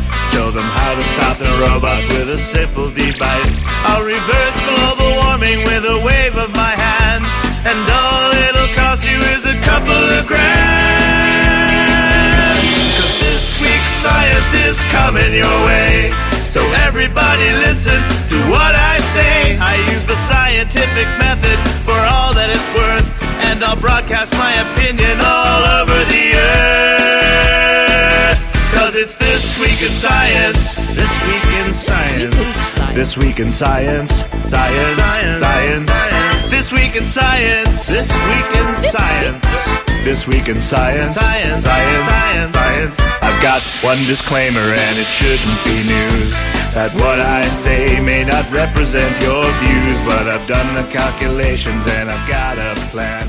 If you listen to the science, you may just yet understand that we're not trying to threaten your Philosophy. Blair's coming back, I think. Ooh. It's the after show. After show. You show the show after the show. Got a show. Show enough. We got a Felix again. So, Blair, Uh-huh. I got to tell you, Uh-huh. Felix and I Uh-huh. are no longer in favor of chimp habitat conservation. Because? because a chimp at the zoo tried to murder Felix. What? What happened at the zoo? So Was he Because they asking have for it? Tell me the no, truth, Felix. we did nothing. We walked up to the Bless thing. you. Bless you. Achoo! We went in there. We were quiet. We were just in the stroller. We'd just been through the rainforest, and so we were all chilled out and relaxed. And we went up to the thing, and we were just sort of looking at some of the chimps sitting around. And this one kind of saunters up, and I was like, "Oh, he's coming to say hi," and went, "Bam!" on the glass. And we're like, "Oh, okay." Felix was just like, "What was that?" I'm sorry, Justin. Were you under the impression that chimps are nice? Hang on. So they're we not. moved. Wait a second. The story's not over. We moved to a different enclosure on the other side, and sure enough, we're sitting there looking at some of the chimps, and like, "Oh, see the chimps over there." He's just sitting in his stroller. And the same one moved to the other enclosure, came over, jumped on a rope, and came foot first right up to the glass to slam this little fella. And I'm like, "Oh, okay." Now he's crying, and I'm like, "Okay, that did it. That did it." So I come over, I'm calming him down. We move back, and we're sitting on a bench, and I see the thing's face is all screwed up like this. And he's climbing up. And I look up and I realize up top, it's not the plexiglass thing. There's a cage. It's caged, but it's open. What? I'm like, he's going to pee on us. Oh, no. So I get up and I'm pushing the stroller and we're just trying to book out of there. And it has a mouthful of water and goes, Yep. and it rains down. I got in my mouth, I could have chimpanzee diseases, herpes mouth foot disease in my, because I got it in my mouth. I managed to get him out of the way. Good. A little bit in his hair, a Priorities. little bit on our clothes. Oh my gosh. But I was like, no. Ugh. I don't know. I mean, Chimps are So nasty. We now understand why people who live near chimps don't want them. no. They're evil. Yeah. There's They're- a I mean, reason there's one hominid They're left. violent. Remember how we talk about like bonobos Really? versus chimps? I looked in his eyes, the scalia, the everything. I saw everything. It was evil. It remained my It has number sclera. one. It remained my number one animal fear the whole time I was a Oh zookeeper. Oh. If the chimps escaped, It was so hyper violent. that was my number one We're fear. not gonna go always. see chimps anymore, and we now appreciate why people who live near them don't want them there. Yeah. I get it. Mm-mm. I get it now. They're Yeah, the and worst. can you appreciate even more how dumb it is strong. that people try to have chimps as pets? Oh my gosh. That was what was it? Eddie Murphy was doing an interview recently. He was talking about hanging out with Michael Jackson. And he had Bubbles, the chimp. Apparently he had a whole bunch of chimps. But he goes, yeah, and Michael warned me not to go near Bubbles' cage because Bubbles had gotten older and wasn't nice anymore. But they're murderous. I could see it wanted to kill my child. And if we were in the wild, I think it would have gotten away with it. Mm-hmm. Certainly. Because it sauntered up so sweetly. It was just like, hey guys, what's going on? And then it went into attack mode. It did not like your baby. Maybe it has a baby. Yeah. Did they have any babies? So actually, I had this. There are some younger ones there, but I've seen the exhibit with like 50 people in there looking. We were at a weird time where we were like the only ones in there. Yeah. And I think what happened is Hyper focused on you. I got the numbers now.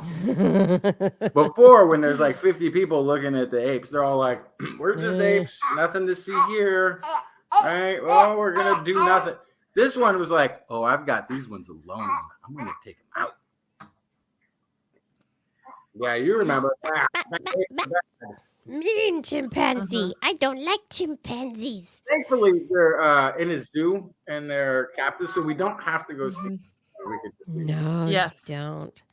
I know, Zen Stars. Humans can get mean sometimes as well. Oh yeah. Schnago in Discord. I learned at a young age never to trust a chimp. Yeah. All chimps are trolls. Uh-huh. Damn dirty apes. Tasty, tasty babies. That's right. Chimps are like, I will eat your baby. I don't know if they'd eat the baby, but Probably would. they would. You don't think They'd so? take care of it for sure. And take care of, like, with Yes, quote yes. marks. Like Yes. Keanu Reeves would. You know? That baby never did anything to that chimp's dog. I tell you. No, but Nobody It ever could. did. It could. Yes, yes, Felix. I want to hear tiger. Rawr. Rawr. Yeah, He's tell definitely telling you all about it. the tiger and the chimpanzee. Yeah, you went to the zoo and it was amazing. Yes. Blair, can't you wait until we talk to...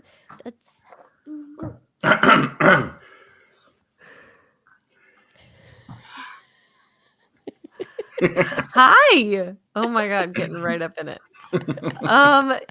Yeah. There's a face. Look at that little face. Oh my goodness. Did you have an elf? I think Felix is an elf. He's a little wood elf. He You're a definitely little is. elf. Look at that. Yeah. I'm a wood elf. Yeah. Hi. Yeah. Hi. He can't hear me at all. No. No, he's just looking. I could change that. Hang on. Actually. No, it's okay. Okay, but you can hear him, huh? Yes, kid. Yeah. Got a little reflex this morning. Reflex. Oh, what's awesome is when they suddenly vomit all over your laptop. So good. Just the bodily fluids everywhere, huh? There might be a little feedback, but now he can hear you. Oh, you can hear? Hello. Hi, Felix. Hi, Felix. Hi. Hey. Hi to that. Hey. Hello. Hello. Hi. Felix is like, Mama, this is weird. Yeah, this, that. Did a chimpanzee try to kill you this week? I'm sorry. But it's funny too because we were a couple feet away from some polar bears who were wrestling and playing. And They never also once wanted turned to- and were like, "We're going to eat your baby." You know, none of the other animals in the zoo are like, "Oh, we don't like you. We're going to get you." It's just those damn dirty apes. Yep. You Apes. want to go have breakfast? Breakfast is yummy. Go do it. And away he goes. And he's walking, So running. weird that he can walk now. He just like takes off. That's wild. And he's You like, sure you want to like encourage that? No, but you know, what are you gonna do? Yeah. Kids today, wanting to grow up and walk around and do Man. things by themselves. Now you got a baby proof. If you haven't. yeah, yet. it's been an ongoing thing already, but yeah, Yeah. baby proofing is a next level adventure for sure. Yeah. You Very realize You don't that have to worry about it till they're mobile, but then you gotta you scramble. just realize that there's a definite lack of high shelf storage space. Yeah. Everything know. needs to Where are we gonna put those elevate. things? Everything needs to go up. Mhm. And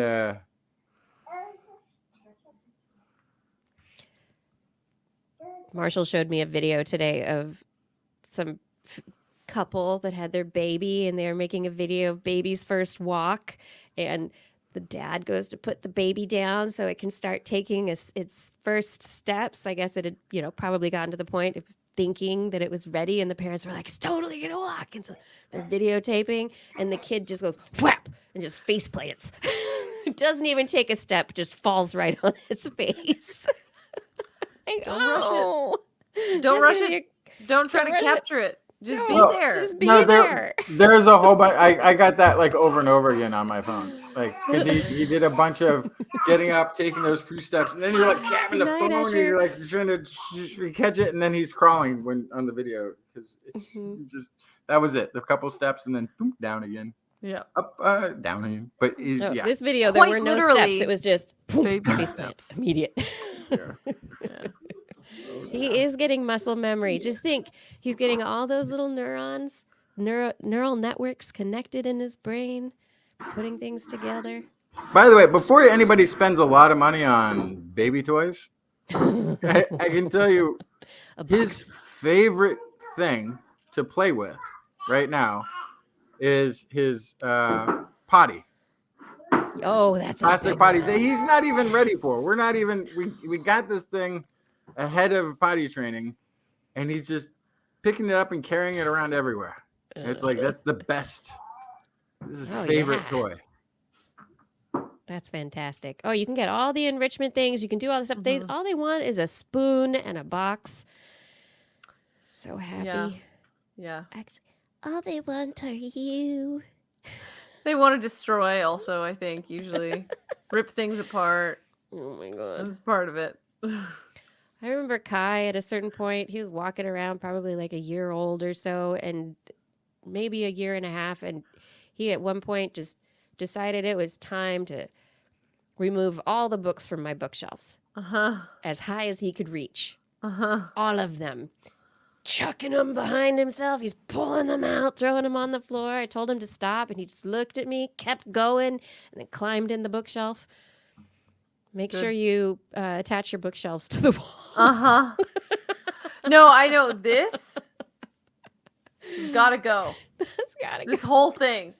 No, it doesn't have to go. Not. It does. It doesn't have to go. Not anytime soon. Yes, I have time, but it's got to go. No, it doesn't. We need Just put space, and it's not secured to the wall, and there's But this is what I don't understand. In every cubby. How is that possible?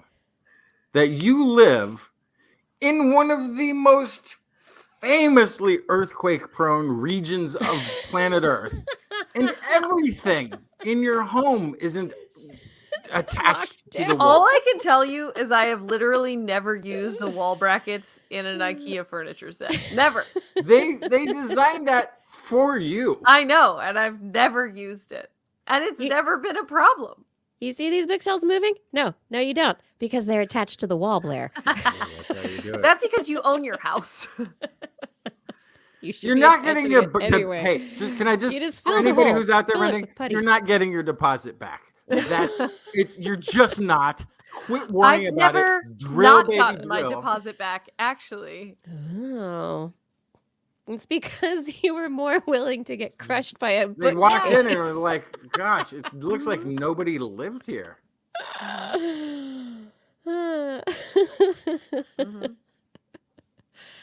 Oh man, I used to do that. I'd be like, I can't put nails in the walls. I'll try and put pictures up with tape. I mean, I put lots of nail holes in the wall, but it's like the brackets, that means you gotta drill.